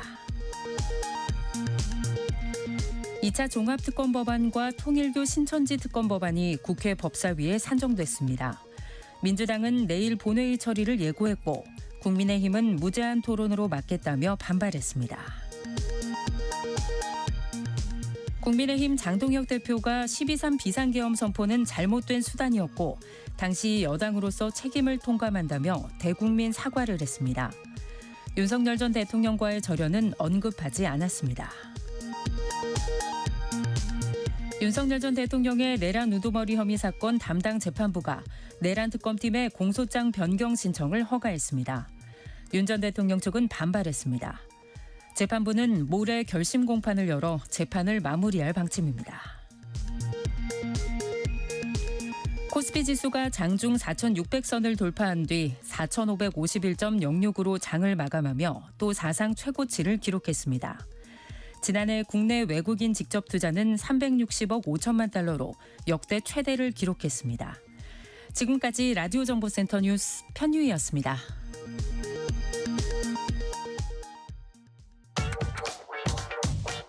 뉴스의 진수를 보여주는 인터뷰. 뉴 진수. 지난 성탄절 북한이 8,700톤급 핵 잠수함 건조 현장을 공개했습니다. 우리 정부가 미국으로부터 핵 추진 잠수함 건조 승인을 받아낸 데 대한 맞대응 성격이 짙어 보입니다. 핵 잠수함, 핵 추진 잠수함 문제는 이제 남북 간 군사 경쟁을 넘어서 동북아 국가들의 복잡한 이해와 속내가 교차하는 고차 방정식이 돼가는 모양새입니다. 오늘 인터뷰 코너에선 초대 핵 추진 잠수함 추진 단장을 역임하신 한국 최고의 잠수함 전문가 문근식 한양대 공공정책대학원 특임교수와 이 문제 깊이 있게 짚어봅니다. 윤근식 교수님 어서 오세요. 네, 반갑습니다. 귀한 시간 내주셨어요. 자, 김정은 국무위원장 참석하에 지난 성탄절이죠. 8,700톤급 핵잠수함 실물 전격 공개했습니다. 외형상 이미 원자로 장착된 상태로 보인다 이런 분석도 있던데 사실 문제는 기술 수준, 성능 이걸 것 같아요. 문근식 교수님께서 보시기에 이게 크기나 형태나 이런 것들 보셨을 겁니다. 이게 어느 정도 수준이라고 생각하십니까? 성탄 선물치고는 좀 그렇죠. 네. 아무튼 제가 볼 때는 네. 조급하다. 아 그래요? 조잡하다. 자신감이 없다. 이 정도로 요약이 되는데 그래요? 이미 예정은 했었어요. 우리 예상은 했고 예. 2010년경부터 핵추진함선 만들겠다 선언을 했고 2021년도에 네. 공식적으로 8차 당대회 때 이제 만들겠다 공언을 했어요. 근데 잠잠하다가 조러 동맹 복원하고 러시아에 10,000명 이상 네네. 파견하고 이렇게 하면서 물밑으로 엄청나게 도움을 받지 않았느냐. 그래서 곧 나오겠다 했는데 네. 아니나 다를까 3월 8일 작년 3월 8일 날 밑에만 보여줬어요. 밑에만. 아 그랬어요. 잠수함이 크레드를 올려놓은 밑에만 보여줬는데 또 12월 25일 날은 전체를 다 보여줬어요. 이거 보면은 괜히 급해요. 그리고 부랴부랴 내놓은 흔적이 있어요? 네. 역사상 이 최고 지도자 총리나 이런 사람이 가서 갈 때는 최소한 진수식 다 준비해가지고 물에 띄울 때 진수식 할 때 이름을 붙여줘요. 너무 세레모니가 큰 거든. 그렇죠. 예, 그래서 그때는 가는데 지금 진수도 안 됐는데 2번이나 갔어요. 얼마나 조급해 급했으면 보인다. 그러겠어요. 그다음에 조잡하다 하는 거는 처음에 저는 그래픽인 줄 알았어요. 네. 전체적으로 쭉 보여주고 거기다 뭐 그 빨간색 이런 것들은 사실 녹 끼지 말라고 칠하는 이런 페인트거든요. 네. 그거 보여주고 그다음에 전체도 안 보여주고 앞에서 막 이렇게 보여주고 그런 거 보면은 좀 조잡해요. 그다음에 이제 이 발사관은 수직 발사관은 핵무기를 발사하는 건데 그건 통상 선진국에는 그 배를 보이는 세일이라고 영어 세일은 함규탑 사령탑 그렇게 하는 거기서부터 함 뒤쪽으로 이렇게 배치하는 게 중앙에 배치하는 건데 그 배를 모는 그 세일에 네. 이렇게 이제 10개 정도를 붙이고 이건 상당히 기형적인 거거든요. 그것이 2023년도에 이제 그 퀸군욱 영호함이라고 네. 그 디젤 잠수함을 개조해 가지고 10m 쯤 내려 가지고 한 건데 그거하고 비슷하게 됐어요. 네. 전체 보여주지 않는 이런 건 좀 조잡하다 이렇게 느끼고 그다음에 이제 과시하잖아요. 굉장히 급해요. 예, 급하고 그다음에 자신감이 없으니까 못 보여주는 거예요. 그래요. 조잡하고 조급하고 좀 자신감이 없다. 그래서 좀 그럼에도 불구하고 이런 건 일단 물에 띄우면은 위협이 되니까 네네. 지금 상태는 이제 최종적으로 보여주는 거는 이제 물에 띄울 준비가 됐습니다 이거예요. 예. 물에 띄울 준비를 하기 전에는 거기에 모든 장비를 집어넣어요. 핵추진 잠수함 같은 경우는 원자로가 되는 게 제일 중요하거든요. 이 원자로를 중심으로 모든 게 이 배치 분산이 돼. 그게 가장 무겁고 중심을 잡아줘야 되고 거기서 엄청난 방사능 인출되기 때문에 고난도 기술이에요.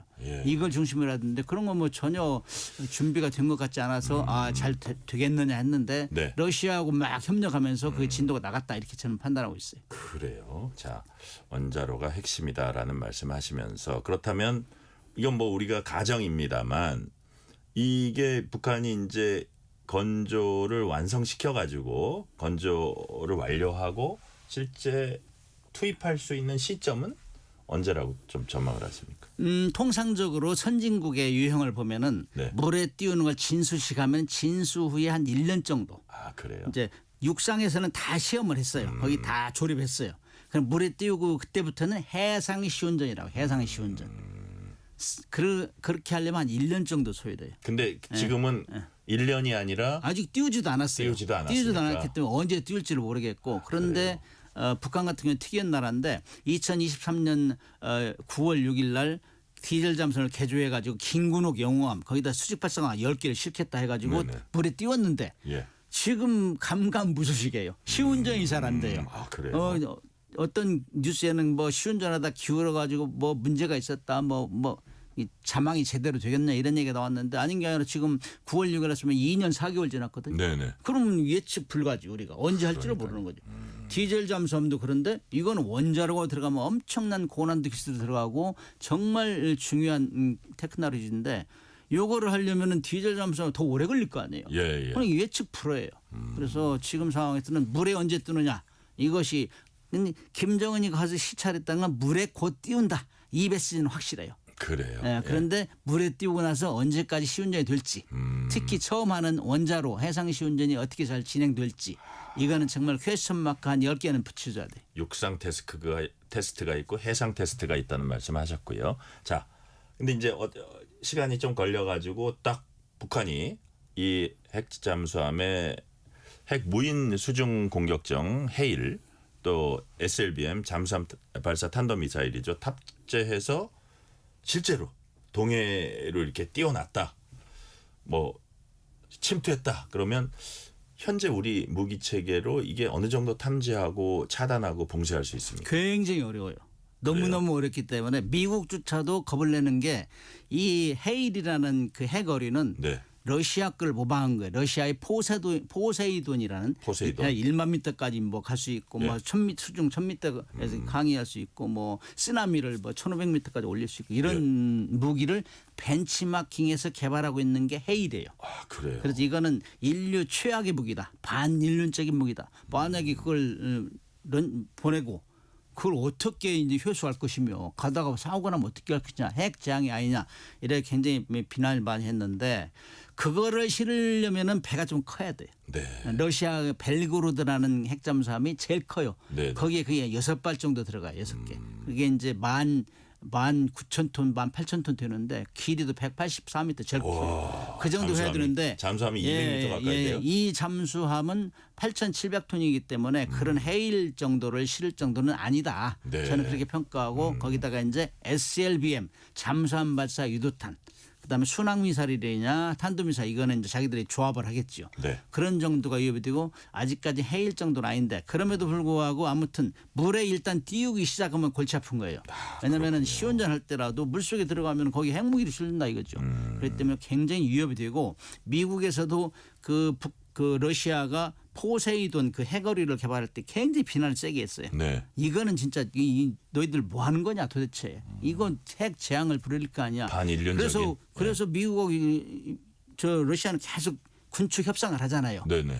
공개하게 투명하게.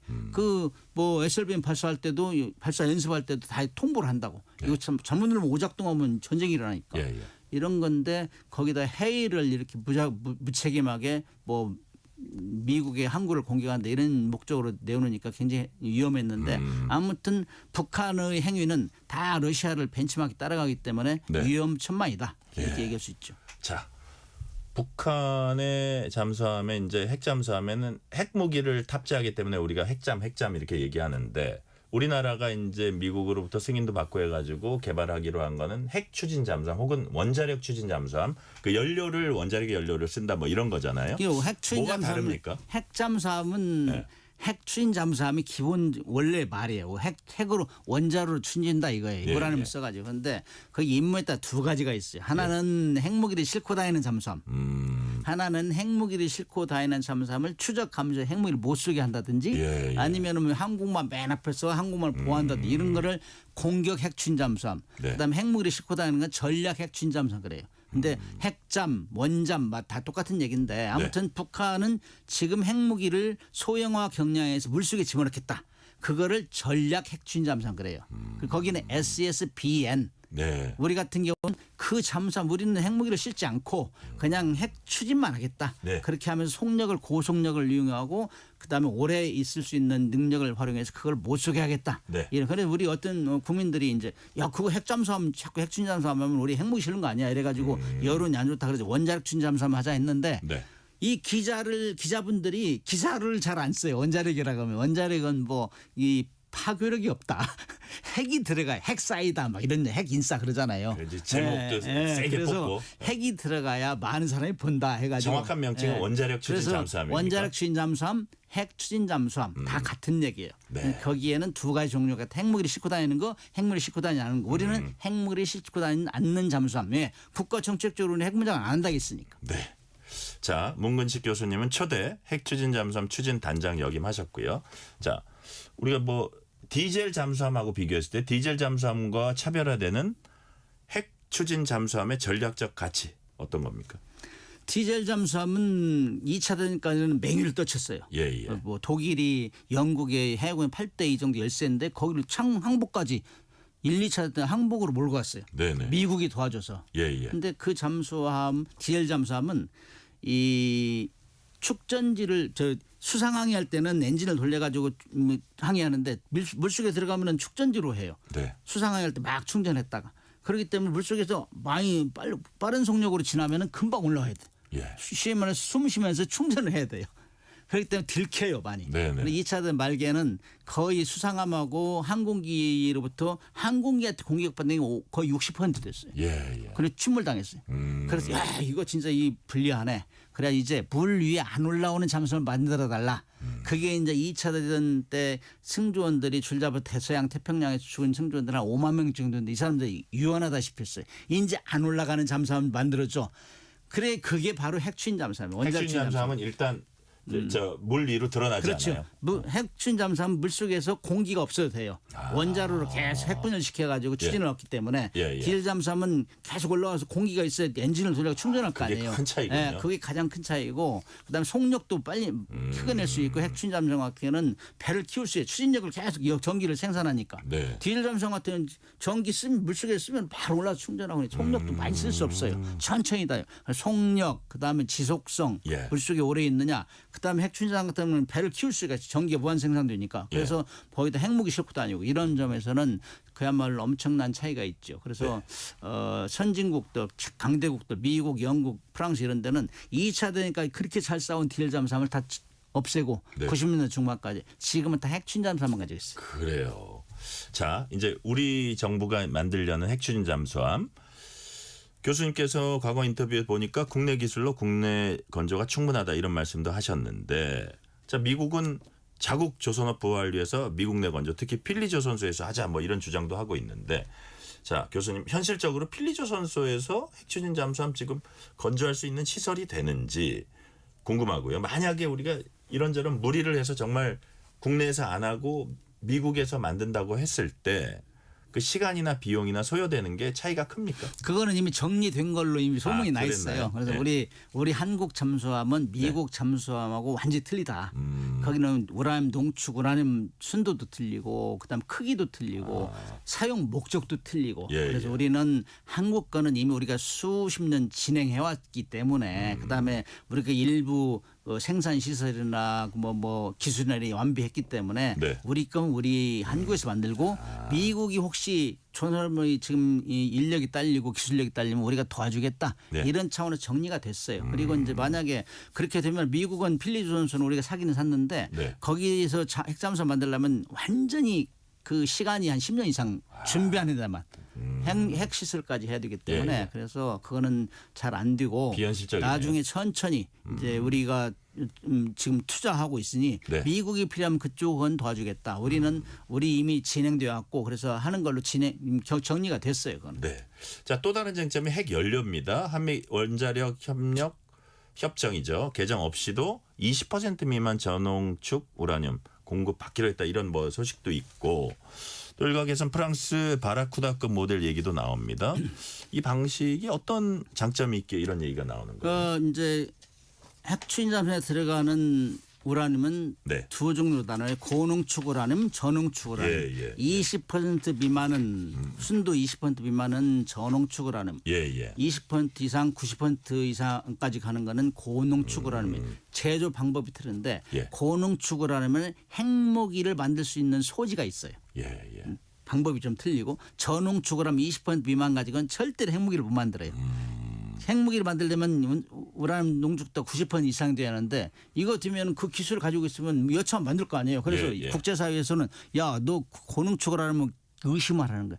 너 그거 하다가 또 핵무기 만드는 거 아니야? 20%의 의미가 그거군요. 그렇죠. 그래서 우리는 그 국제법에 위배가 안 되고 그다음에 이제 이 우라늄이라는 거는 핵무기 원료이기 때문에 이 IAEA나 NPT나 그다음 미국 한미 원자력 협정에서는 평화적으로만 사용해라 이렇게 돼 있어요. 그래서 그거를 이제 IAEA 안전추 14조에 보면은 군함의 사용을 예의적으로 적용하는데 그게 이제 안전보장 이사회국 5개국은 공식적으로 할 수 있어요. 그런데 우리 나머지는 하지 마라 그거예요. 그런데 자기 IAEA에 정확히 보고하고 요거는 20% 미만으로 절대로 핵무기는 안 만든다. 볼 테면 와서 봐라. 사찰해라. 공개 투명하게 하겠다. 이 정도 보고하면 협의 대상이에요.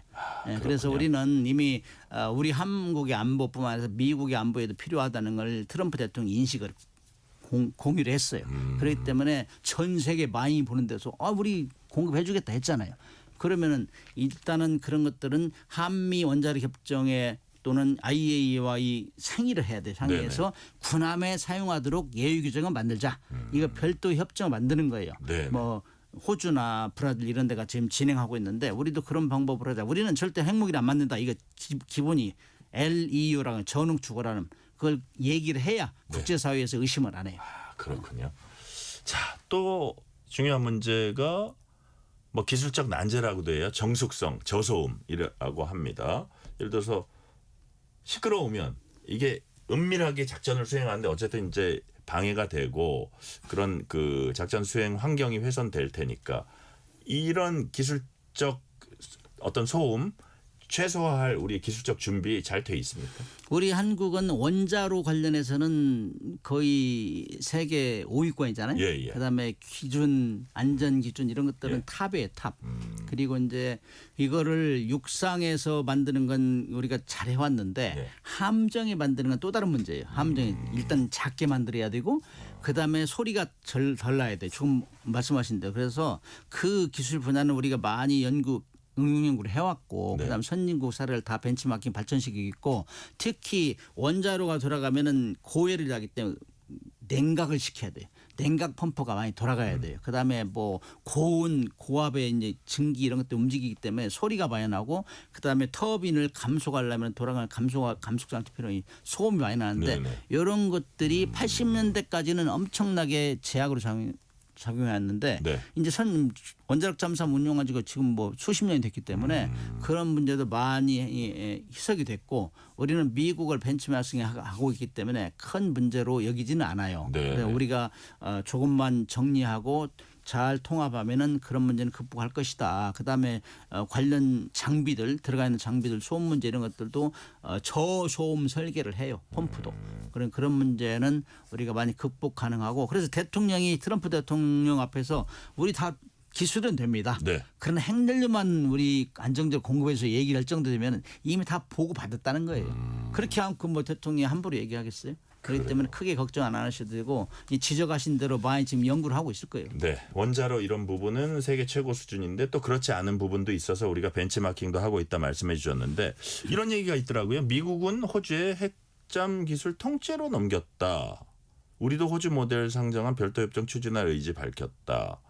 이런 것도 추진이 되고 우리하고는 있습니까? 완전히 틀리죠. 우리하고는 완전히 틀려요. 우리하고 호주하고는 목적이 틀리고 호주는 우리보다 광대역을 커버해야 되기 때문에 그다음에 빨리 해야 되기 때문에 미국과 영국의 목표에 의해서 거기는 통째로 그냥 원자력 잠수함을 핵추진 잠수함 팔겠다. 네. 버지니아급을 중고로 팔든지 뭐 새 걸 만드는지 새 미국 거를 그냥 사는 거네요. 중고로 하겠다는 의도를 표시했는데 지금 뭐 미국이 네코가 석자예요.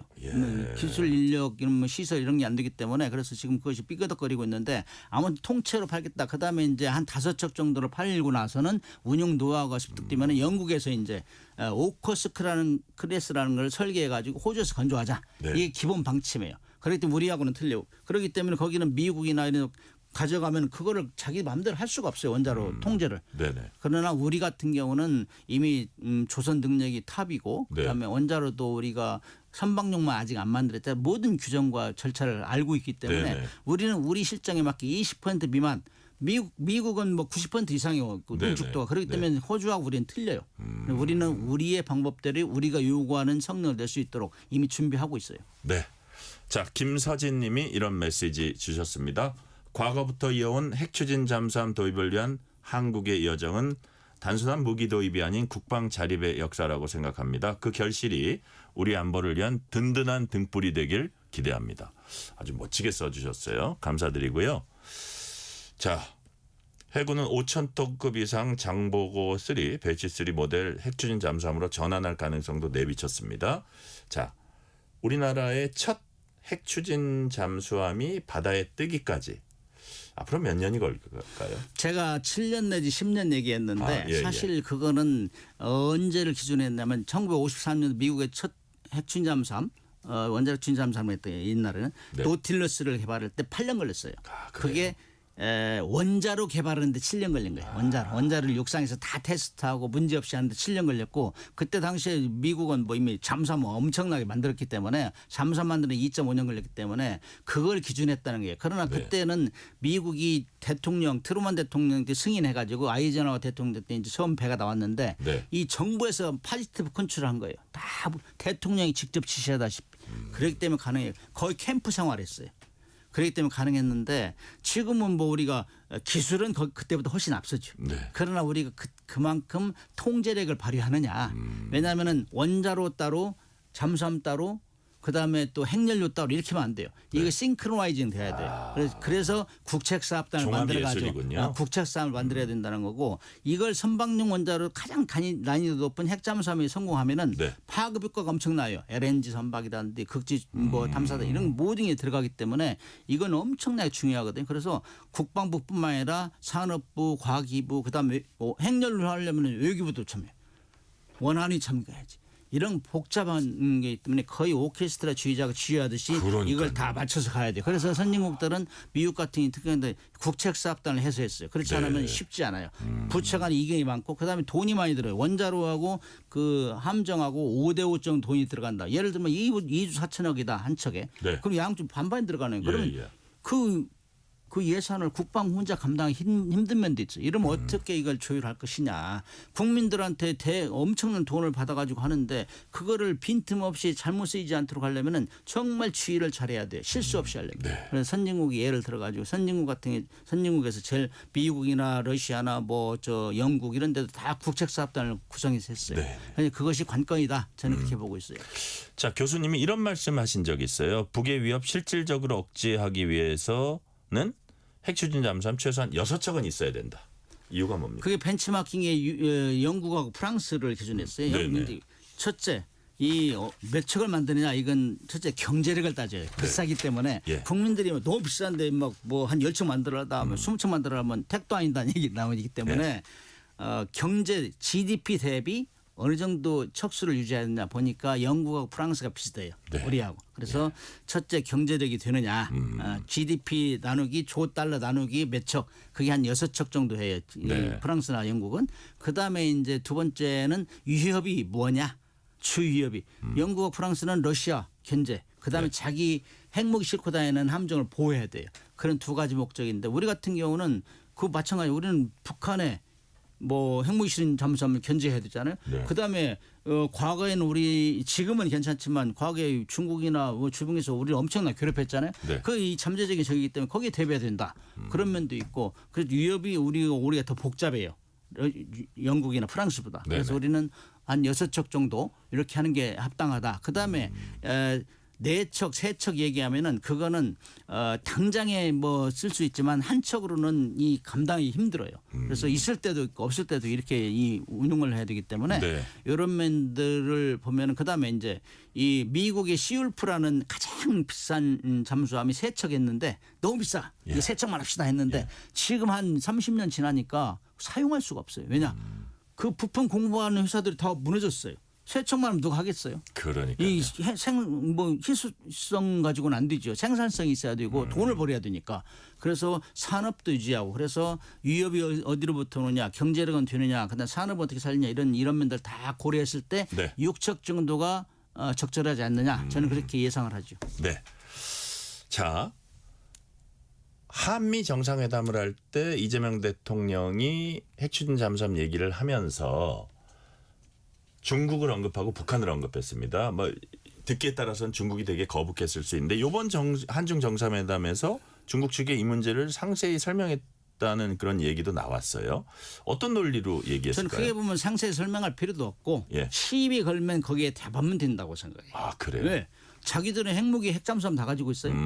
북한은 핵무기 가지고 있어요. 네. 북한은 그렇게 비핵화를 한다고 해서 육자회담 만들고 엄청나게 떨었는데 네. 우리는 잘 지켰어요. 그럼 북한은 한 번도 지키지 않았고 핵무기 만들었고 핵잠수함 만들었고 우리를 위협하고 있어요. 매일 훈련하는 게 우리 부산 공격한다 뭐 서울 공격한다 하는데 핵무기 만들어 가지고 네. 우리는 뭐냐 이거. 우리가 지금 우리 국민들이 다 우리 한반도 비핵화 선언하고 잘 지켰는데 북한은 그렇게 한다. 우리가 뭐냐. 우리 경제력이 북한보다 40~50배 더 앞서고 그러는데 국민들이 원성이 자자하다. 네. 정치인들은 원래 표를 먹고 사는 사람 이게 충분히 설명할 수 있다고 봐요 저는. 네. 우리 자주국방의 원래 군함이라는 거예요. 그 국민의 주권의 문제예요. 네. 여기에 이제 핵 연료가 들어가기 때문에 문제가 있으면 우리가 설명을 하는데 원래 NPT&I에서도 중요한 거는 네. 핵무기를 만들지 말라고요. 군함의 추진체는 우리 방어적으로 사용한다. 네. 그렇기 때문에 우리를 뭐라고 할 문제가 없어요. 명분이 그래요. 없어요. 자, 일본도 검토할 의지를 내비쳤고요. 그래서 영내 안보 지형이 좀 영향을 줄 걸로 보는데 지금 뭐 핵 잠수함이 전 세계 바다에 몇 척이나 있을 걸로 지금 좀 우리가 추정이 되고 있습니까? 한 140, 50척. 아, 그래요. 네. 많네요. 40척. 잠수함은 더 많겠네요. 잠수함 한 다 530척 정도 돼요. 아, 그래요. 네, 530척, 140척. 엄청나게 많은. 530척 중에 이제 140척 정도가 핵잠수함이고 나머지는 디젤 잠수함이죠. 그래요. 자, 시간이 다 됐으니까 마지막 질문 드리면, 자, 앞으로 우리가 지금 핵 추진 잠수함 사업 좀 제대로 추진하기 위해서 가장 시급한 과제는 뭐라고 보십니까? 그래서 이제 핵 연료를 안정적으로 확보하는 거. 그래서 한미 원자력 협정을 개정하려면 오래 걸리니 뭐 행정명령으로 하든지 해가지고 한미 별도 협정을 맺어가 일단 군함에 사용할 수 있도록 조치해달라. 그래서 네. 미국하고 협력해야 되고 IAEA 협력, 한국, 미국, IAEA 3자가 같이 보조를 맞춰가지고 네. 우리는 핵무기를 안 만든다. 전홍축을 합니다. 이건 오로지 군함의 추진체계라. 북한의 위협을 억제하기 위해서. 네. 그다음에 미국의 안보에도 필요하다. 우리 안보에도 필요하다. 공동 안보에 필요하니 우리 조치 빠른 시간에 조치해달라. 이것이 1번으로 가야 되고 그다음에는 그렇게 하려면은 이 거대한 그 부처 간의 조율을 하고 하려면은 국책수사단을 빨리 만들어 가지고 이걸 진행해야 된다. 그렇게 하려면 국회에서 법제화를 빨리 해줘야 돼요. 그렇군요. 네, 그렇지 않으면은 조직을 만들 수가 없기 때문에 이런 문제들이 거의 싱크로나이징 돼서 가야 된다. 네. 그렇게 생각합니다. 국회 법제화까지 오늘 말씀해 주셨습니다. 오늘 말씀 여기까지 듣겠습니다. 지금까지 문근식 한양대 공공정책대학원 특임 교수였습니다. 교수님 오늘 말씀 감사합니다. 네, 감사합니다. 편지 왔습니다. 퇴근길 지친 당신에게 힘이 되는 뉴스를 전해드립니다. 매일 저녁 당신과 함께 읽는 세상 이야기. KBS 1라디오 뉴스레터 K.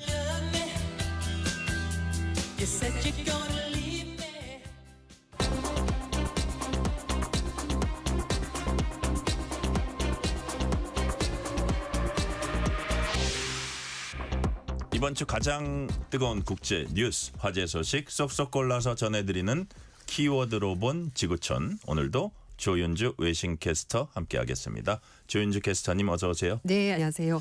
외신 코너니까 제가 영어로 할게요. 지금부터. 아니요, 해피 뉴 이어. 유튜브. 예, 좋습니다. 새해 복 많이 받으십시오. 예, 네. 새해 인사했고요. 네. 자, 미국의 마두로 체포 과정과 관련한 후속 보도가 계속 나오고 있습니다. 네. 마두로 대통령 밀착 경호했던 사람들이 쿠바 정보기관 요원들이라고 하는데 네. 이번 작전에서 거의 몰살됐다 이런 얘기가 나와요. 네, 맞습니다. 이 쿠바 정보기관이 네. 명성이 아주 자자했었는데요. 이번 작전 실패 때문에 네. 한순간에 추락했다는 얘기가 나오고 있습니다. 그래요. 월스트리트저널 보도가 나온 내용인데요. 쿠바 정보기관이 미군의 공습을 예견하지 못해서 마두로 체포 과정에 제대로 대응하지 못했고요. 네. 쿠바 경호원 32명이 사살됐습니다. 미국이 작전 거의 한 2시간 10분 만에 마두로 안까지 들어가서 네. 바로 끌고 나오지 않았습니까? 근데 그 과정에서 쿠바 정보기관의 취약점이 그대로 노출됐다는 지적이 나오고 있습니다. 사실 지난 수십 년 동안 이 이제 공산주의 정권에 대해서 굉장히 큰 역할을 했던 곳이 바로 쿠바 정보기관인데요. 예. 피델 카스트로 암살 음모를 저지했었고요. 미국의 고위 정보 관료들을 포섭했고 앙골라, 파나마까지 여러 국가 원수를 보았는데 혁혁한 공을 세웠던 곳이 바로 쿠바 정보기관인데 이번에는 아무것도 하지 못했습니다. 이 쿠바 내무부 소속의 장교 32명이 이번에 임무를 수행하다가 순직했다고 하는데 이 구소련 정보기관인 KGB도 뭐 남미, 아프리카에 걸쳐서 광범위한 정보를 가지고 있는 쿠바 이 정보기관의 전문성을 활용을 했었고요. 네. 쿠바 정보기관 탄생한 배경이 쿠바 혁명 일어나고 나서 KGB가 지원해주면서 쿠바 정보기관 탄생을 했는데 이번에 제대로 대응하지 못하면서 좀 논란에 휩싸이게 됐습니다. 일단 뭐 미국 쪽에서 워낙 강력하게 많은 정보를 보유를 하고 있었고요. 그러니까 정보의 비대칭성 때문에 실패한 걸 얘기가 나오고 있는데 원래는 이제 동맹국을 보호하고 뭐 여러 가지 굉장히 탁월한 능력을 발휘했었는데요. 이번엔 전혀 하지 못했습니다. 사실 미국 함대가 카리브해에서 지난 몇 개월 동안 마두로 위협했었는데요. 결국은 보호하지 못하고 이렇게 작전의 실패로 끝나버리고 말았는데 네. 월스트리트저널은 쿠바의 정보상 결함이 있었다고 말하면서 쿠바 정권에도 이번 사건이 큰 타격을 줄 거라고 전망했습니다. 베네수엘라부터 이렇게 이제 보호를 해주면서 네. 경제적으로 지원도 받고 석유 공급까지 받았는데 이번 사건 때문에 타격이 상당히 클 거라고 월세전에 전망을 했습니다. 네. 마두로 체포 이후에 베네수엘라 야권이 네. 이제 우리들이 정권 잡을 거야 이렇게 기대를 좀 했나 봐요. 근데 맞습니다. 트럼프 대통령이 야권 지도자인 마차도 대신에 델시 부통령을 협상 상대로 지목했다고 합니다. 그 배경이 뭘까요? 일단 뭐 결론부터 말씀을 드리면은요. 이제 이것도 월세저널이 보도한 내용이고 뉴욕타임스도 역시 똑같은 얘기를 하고 있는데 노벨 평화상 뺏어가서 그런 거 아니죠? 그거 아닙니다. 네, 근데 그 얘기도 사실 뭐 국내 뉴스에서 나오긴 하는데 그게 예, 예. 아니라 사실은 뭐냐면 일단 미국 언론들이 보는 이유는요. 지금 현재 미국 정부가 베네수엘라에서 마두로 대통령 부부만 축출한 겁니다. 그 얘긴즉슨 지금 베네수엘라 정권은 여전히 마두로 인사들로 가득 차 있기 때문에 네. 그런 사람들을 통제할 능력이 없다라는 거죠. 지금 미국이 원하는 것은 정권을 완전히 뒤집는 것이 아니라 야권 지도자들이 와도 이게 통제가 안 된다? 맞습니다.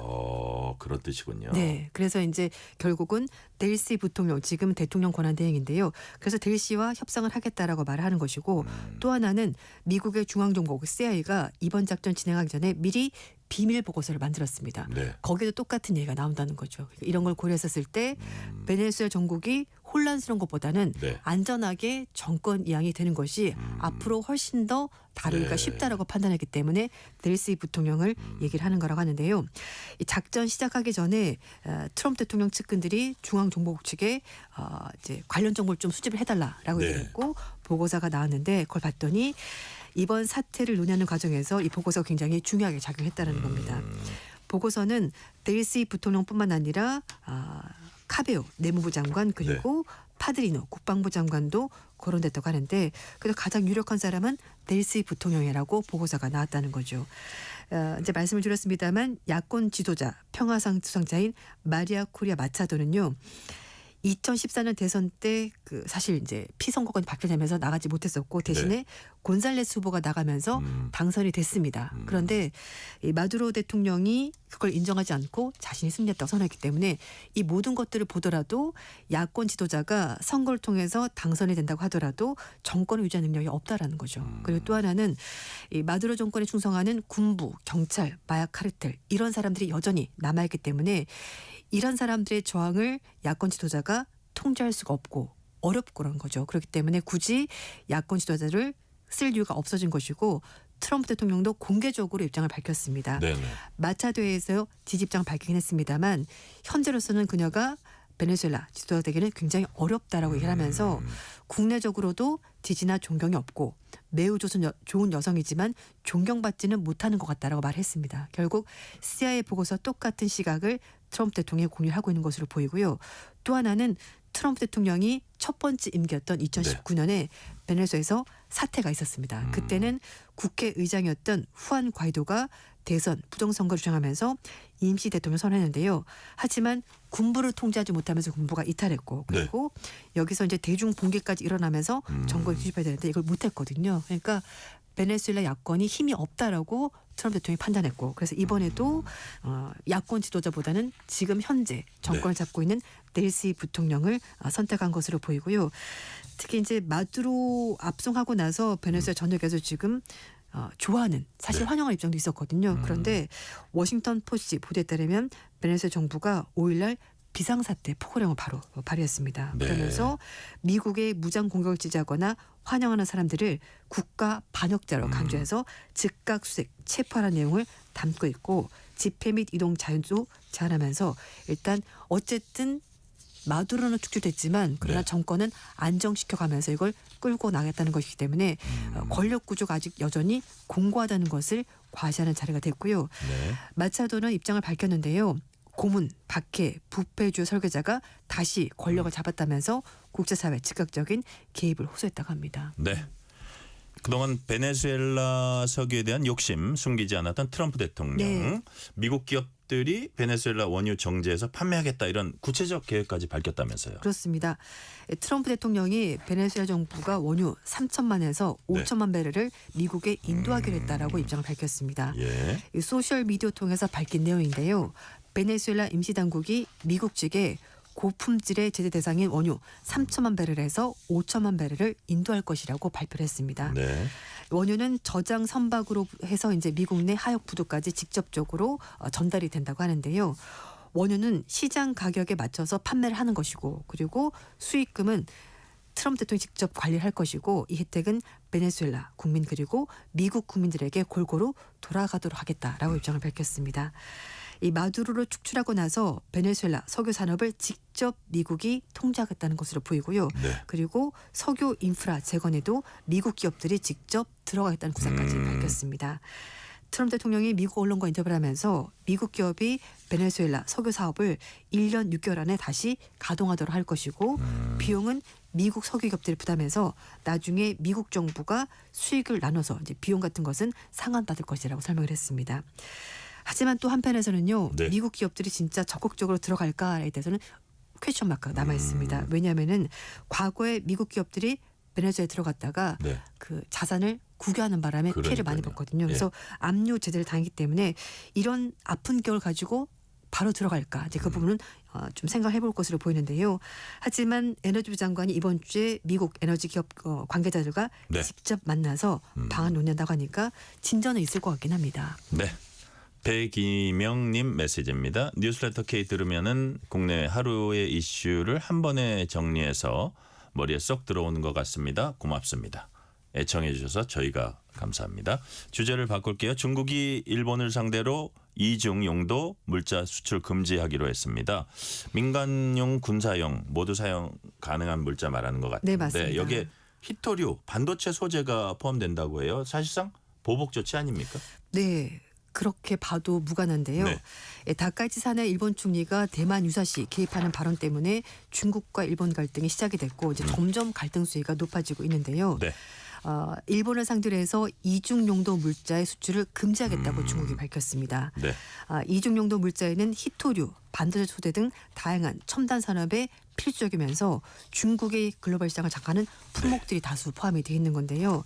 중국산 이중 용도 품목을 일본으로 이전하는 3국에 대해서도 제재를 가하겠다고 말하면서 사실상 세컨더리 보이콧 대응까지 같이 포함이 되면서 타격이 있을 것으로 보입니다. 결국은 이제 자원 무기화 다시 한 번 더 카드를 꺼낸 것으로 보이는데요. 네. 중국 상무부가 어제 일본에 대해서 이중 용도 물자 수출 통제를 강화한 고시를 발표했습니다. 일본의 군사 사용자, 군사 용도 및 일본 군사력 제고에 도움이 되는 기타 최종 사용자에 대해서 이중 용도 물자를 수출하지 못하도록 하겠다고 밝혔습니다.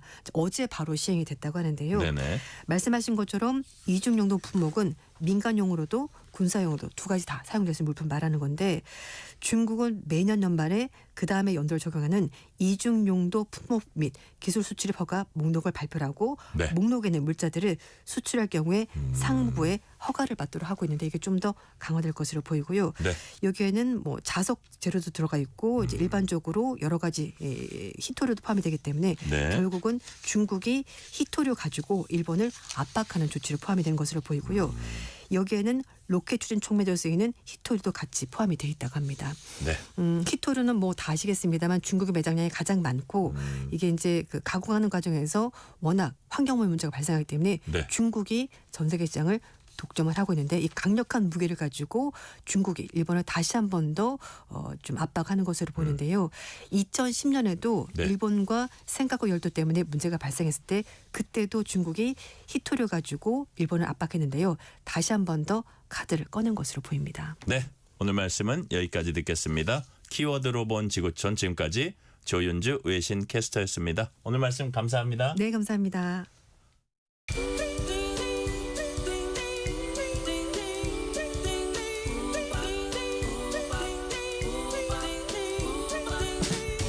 오늘 하루 뉴스를 정리해주는 다정한 편지 한 통. KBS 일라디오 뉴스레터 K.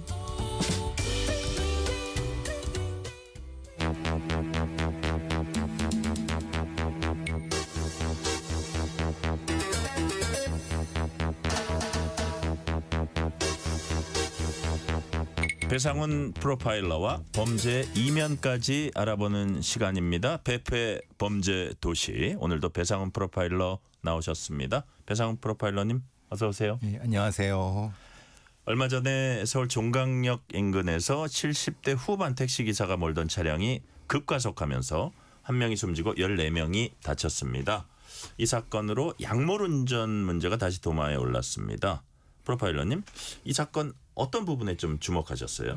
처음에 사건이 났을 때는 이게 또 급발진 뭐 얘기하나? 네. 그리고 또 뭐 고령운전 그 얘기인가? 네. 이런 얘기가 있었는데 바로 나온 게 무슨 뭐 약물 관련된 그런 얘기가 나와서 이게 범죄가 어디로 가야 되는지 이런 게 조금 헷갈렸고요. 네. 바로 마약 키트를 사용했나? 이런 생각이 좀 들었거든요. 그래서 모르핀 양성 반응이 나왔는데 이게 좀 묘합니다. 왜냐하면 네. 모르핀은 의료용 약물로 쓰이거든요. 그러니까 사실은 이게 뭐지? 이게 좀 어느 영역에 둬야 될지를 좀 헷갈렸어요. 처음에 봤을 때는. 예. 아, 그랬군요. 자, 법원은 사고를 낸 택시 기사에게 청구된 구속영장을 법원이 이제 기각을 했습니다. 법원이 구속영장 기각한 배경이 뭘까요? 그럼 어떻게 보면 법원의 판단이 맞을 수도 있습니다. 왜냐하면 모르핀이라는 게 꼭 불법적으로 먹었다기보다는 예. 이 의료용으로 먹었을 수 있다. 의료용의 약물에 섞여 있는데 본인도 모르게. 예. 왜냐하면은 그 운행 주행 거리라든가 상태라고 하면은 실제로는 그걸 먹은 다음에 바로 뭐가 돼야 되는 건데 그게 아니라 다른 상태에서 급하게 뭐가 나타났다고 하면은 네. 약물의 부작용이라 이런 거를 충분히 의심할 수 있거든요. 그러니까 이거 가지고 구속할 수는 없죠. 왜냐하면 이게 뭐 고의라든가 이런 것이 물론 이제 아쉬운 거는 또 사람이 돌아가셨기 때문에 그리고 사건이 크기 때문에 그렇지만은 그래서 아마 법원에서는 그것 때문에 그래서 내용적으로는 도주우려가 없고 말하자면 다툴 여지가 있다. 이 부분 때문에 이제 불구속 상태인 것 같습니다. 그래요. 말씀하신 것처럼 모르핀이 이제 마약류긴 하지만 뭐 감기약 같은 데 들어갈 수도 있고 또 이제 암 환자들이 투약하는 경우도 그렇죠. 있고 그래서 이거를 뭐 어떤 부정적인 용도로 썼다는 증거도 없고 그렇기 때문에 그 위법성 단정하기 힘들고 이게 또 음주운전의 알코올 그 수치처럼 이렇게 어떤 기준이 따로 있는 것도 아닌 것 같은데 전혀 아니죠. 예. 그렇죠? 그렇다면 이런 문제는 어떤 식으로 이렇게 좀 뭐라 그럴까요? 기준을 잡는다거나 해결해 나갈 수 있는 겁니까? 사실 그래서 이제 식품의약품 안전처라든가 의사단체라든가 이런 데서 이제 문제 제기하는 점이 우리나라의 의료용 약물에 들어가서 마약 효과를 내는 어떤 것에 대한 그 리스트를 좀 만들어야 된다. 그 리스트만 만들기 아니라 리스트의 어떤 용량 범위죠. 그러니까 얼마를 먹었을 때 문제가 되고 그리고 어느 것과 어느 것을 먹었을 때 합성했을 때 또 부작용. 근데 이런 것이 데이터가 없습니다. 그러니까요. 그러니까 그러면은 이게 누가 책임져야 되느냐. 말하자면 또 이런 경우는 있죠. 건강 상태라든가 아니면 이전에 다른 어떤 것과 연결됐을 때 그럼 최소한 지금 상용 약물에 들어가는 어떤 작용기에 대한 리스트는 좀 두고 그거에 대한 최대 허용치를 두고 그거를 의사들한테 처방 범위로서 제공해야 되지 않느냐. 네. 그래야지 이게 지금 이런 걸 막을 수 있고 앞으로 아시다시피 이제 더 고령화가 되고 더 듣도 보다 못한 약물을 쓰고 그거에 대한 합성에 대한 어떤 효과를 우리가 알 수 없거든요. 그러니까 최소한 그런 데이터는 있어야 되지 않느냐라는 얘기는 많이 나옵니다. 제가 이거 보니까 어떤 사람들이 좀 쉽게 맞닥뜨릴 수 있는 상황이 예를 들어서 우리가 건강검진할 때 수면 내시경 하잖아요. 프로포폴 뭐 이렇게 하죠. 그러니까요. 그래서 이제 병원에서는 그 차 갖고 오지 말라 그래서 저도 이제 절대로 차를 안 갖고 가는데 근데 꼭 차를 써야 돼서 만약에 가다가 사고가 나면 이거는 요 경우와 또 다릅니까? 아니면 그 경우도 애매합니까? 아니죠. 그것에 대한 향정신성 의약품에 대한 그 허용치 범위라든가 작용 범위에 대해서 정확히 모르는 거죠. 그러니까 제약회사도 모르고 의사들한테 지침이 없기 때문에 그럼 몇 시간 동안 안정을 해야 돼? 아니면은 또 뭘 먹지 말아야 돼? 이런 것에 대한 기준을 모르잖아요. 그렇죠. 그러니까 그거를 리스팅을 해야 된다는 겁니다. 그런데 지금 안 되고 있으니까 만약에 그래서 사람을 다치게 하거나 그랬을 때 그러면 너무 억울하죠. 그러니까 그것에 가해자가 된 사람은 내가 의도하지도 않았는데 이거 어떻게 해야 되지? 이 보험 문제도 걸리고요. 그러니까요. 사람을 살상했을 경우는 범죄 문제도 걸리거든요. 이거는 좀 차제에 좀 정리가 필요하다는 생각도 해봅니다. 네, 다음 소식입니다. 가수 겸 배우 나나 씨 집에 강도가 들었습니다. 강도 피의자는 나나 씨 모녀에게 제압됐고 경찰에 넘겨졌는데 이후 나나 씨를 살인미수 혐의로 이 강도 피의자가 역고소를 했습니다. 강도 피의자가 고소한다? 이게 뭐 흔한 일은 아닌 것 같은데 왜 고소한 겁니까? 좀 황당하시죠? 예. 저도 황당하고 너무 많이 맞았다는 거예요? 그러니까 아니면 제압된 다음에도 맞았다는 건가요? 뭐 이유가 뭔가요? 뭐 이게 표현이 쪽팔려서 그런가요? 그러니까 말하자면 되게 황당하다는 겁니다. 이게 표준어가 아닙니다. 죄송합니다. 예. 근데 자. 이제 말하자면 그러니까 이제 본인 얘기는 그겁니다. 네. 말하자면 자기는 잃을 게 없다. 오히려 유명인들이랑 소송하면서 내가 얻을 게 많지 않느냐. 이런 생각으로 일종의 뭐 소란을 피울 생각으로 했다는 것 같은데. 부당한 폭력을 당했다 뭐 이런 얘기를 하긴 하겠죠. 근데 그게 사실은 맞지 않는 게. 그러니까 아까 그런 약간 표현도 쓰셨지만 자기가 창피해서. 그렇죠. 예. 야, 그랬다. 그런데 예. 실제로는 사실은 그 여성과 여성의 모친이에요. 네. 본인은 건장한 남성이고 네. 분명히 범죄 의도를 가지고 갔어요. 그러니까 그런 상황에서 이런 고소한다는 게 사실은 말 같지도 않은 소리인데 예, 예. 근데 현실에서는 희한하게도 우리의 사법 현실에서는 사실은 받아들여질 가능성도 없지 않다. 그래요? 예. 그러니까 이거 참 어떻게 보면은 와 이게 가능해? 자, 우리 사법 현실에서 받아들여질 가능성, 통할 가능성 있다는 부분은 어떤 지점입니까? 기억나실지 모르겠지만 빨래 건조대 사건 기억나시죠? 예, 예. 그 절도범이 들어왔는데 이 피해자 거기 있는 분이 빨래 건조대로 도둑을 때렸는데 예. 그 도둑이 그 다쳐갖고 예. 거기서 이 때린 사람이 처벌을 받았어요. 그래요. 그렇게 생각했을 때는 이 강도범이 그런 생각 안 할 수 있겠습니까? 보니까 여기에 7cm나 찢겼는데 네. 사실 자기는 나나 씨를 손끝 하나 안 대였다고 하고 근데 물론 모친은 이제 기절시켰다고 하는데 네. 그러니까 이 생각만 하면은 뭔가 건질 게 있을 거라는 생각을 충분히 할 수 있겠죠. 근데 사실은 현실상으로는 안 될 겁니다. 그런데 뭔가 정당방위에 대한 정리가 사실은 모호합니다. 분명히 모호한 부분이 있는 거고 이게 누구의 책임이라고 해야 될까? 그러니까 이 판례상으로는 가능성이 있다. 네. 그런데 현장 경찰들이나 검사들은 말도 안 되는 소리다. 이게 지금 그 중간 상태인 겁니다. 그래요. 자, 결국 이제 정당방위로 가는데 얘기가 경찰은 일단은 그 나나 모녀가 강도 피해자에게 상해 가한 게 정당방위에 해당한다 이렇게 판단했는데 이게 이 사람이 고소했기 때문에 결국 그냥 놔두면 법원까지 갈 겁니다. 그래서 우리나라가 일단 정당방위 성립 요건 까다롭다 이런 얘기가 있잖아요. 기준 같은 게 어떻게 있습니까? 없습니까? 기준은 확립된 기준은 두 가지 정도. 즉시성, 현장성. 지금 내가 이거 아니면은 벗어날 방법이 없다라고 하는 거예요. 근데 이게 참 황당한 것이 지금 결과적으로 이 범인은 강도범이고 흉기도 없다고 해요. 그런데 피해자 입장에서 생각해 보면 20대 여성이 자기 집에 어두운 컴퓨터에 침입한 건장한 남성이 했는데 그러면 그 사람이 절도범인지 강도범인지 강간범인지 살인범인지 어떻게 판단합니까? 그걸 판단하라는 거잖아요. 그러니까 집을 고치러 온 사람인지 그건 아니고 그죠? 그러니까 이게 절도범에 맞게 대응을 하라는 거잖아요.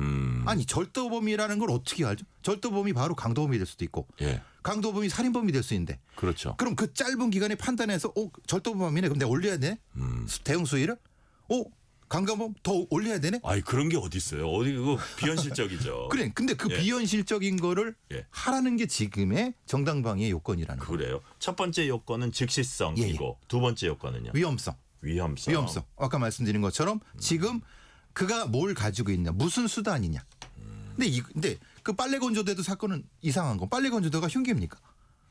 빨래 건조대 갖고도 이 방어를 못하라 그러면 그럼 무슨 손방망이 갖고 해야 되나요? 그러니까요. 그거를 선택하라는 거잖아요. 아, 그래요. 그거를 피해자가 그러니까 이 당사자가 선택하라. 이건 너무한 거 아닙니까? 그러니까 정당방위 요건이 우리나라가 너무 협소하다.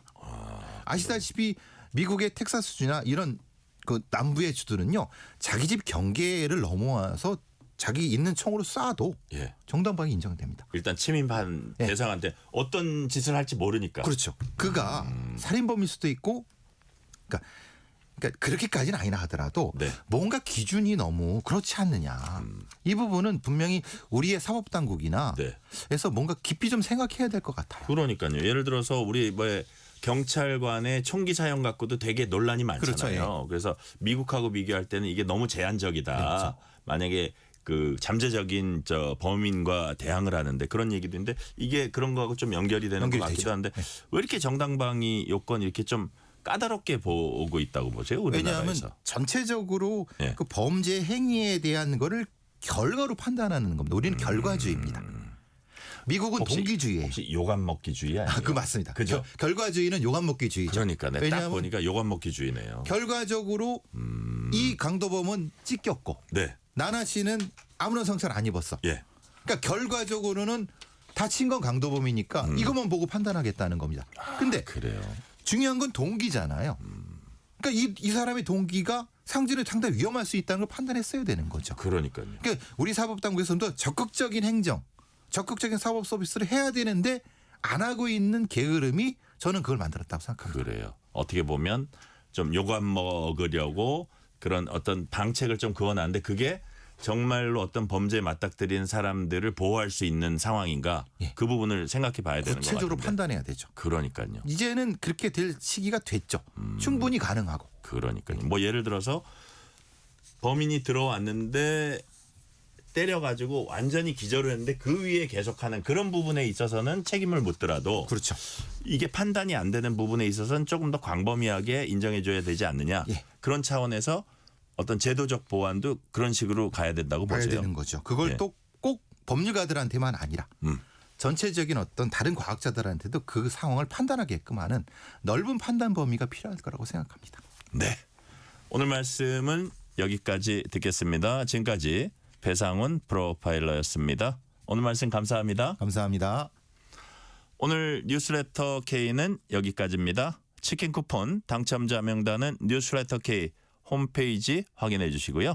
오늘은 노란 잠수함으로 해석이 되는 노래입니다. 비틀즈의 Yellow Submarine 들으면서 마무리하겠습니다. 오늘도 함께해 주신 청취자 여러분 진심으로 감사드립니다. 지금까지 뉴스레터 K 전종철입니다. Of submarines, so we say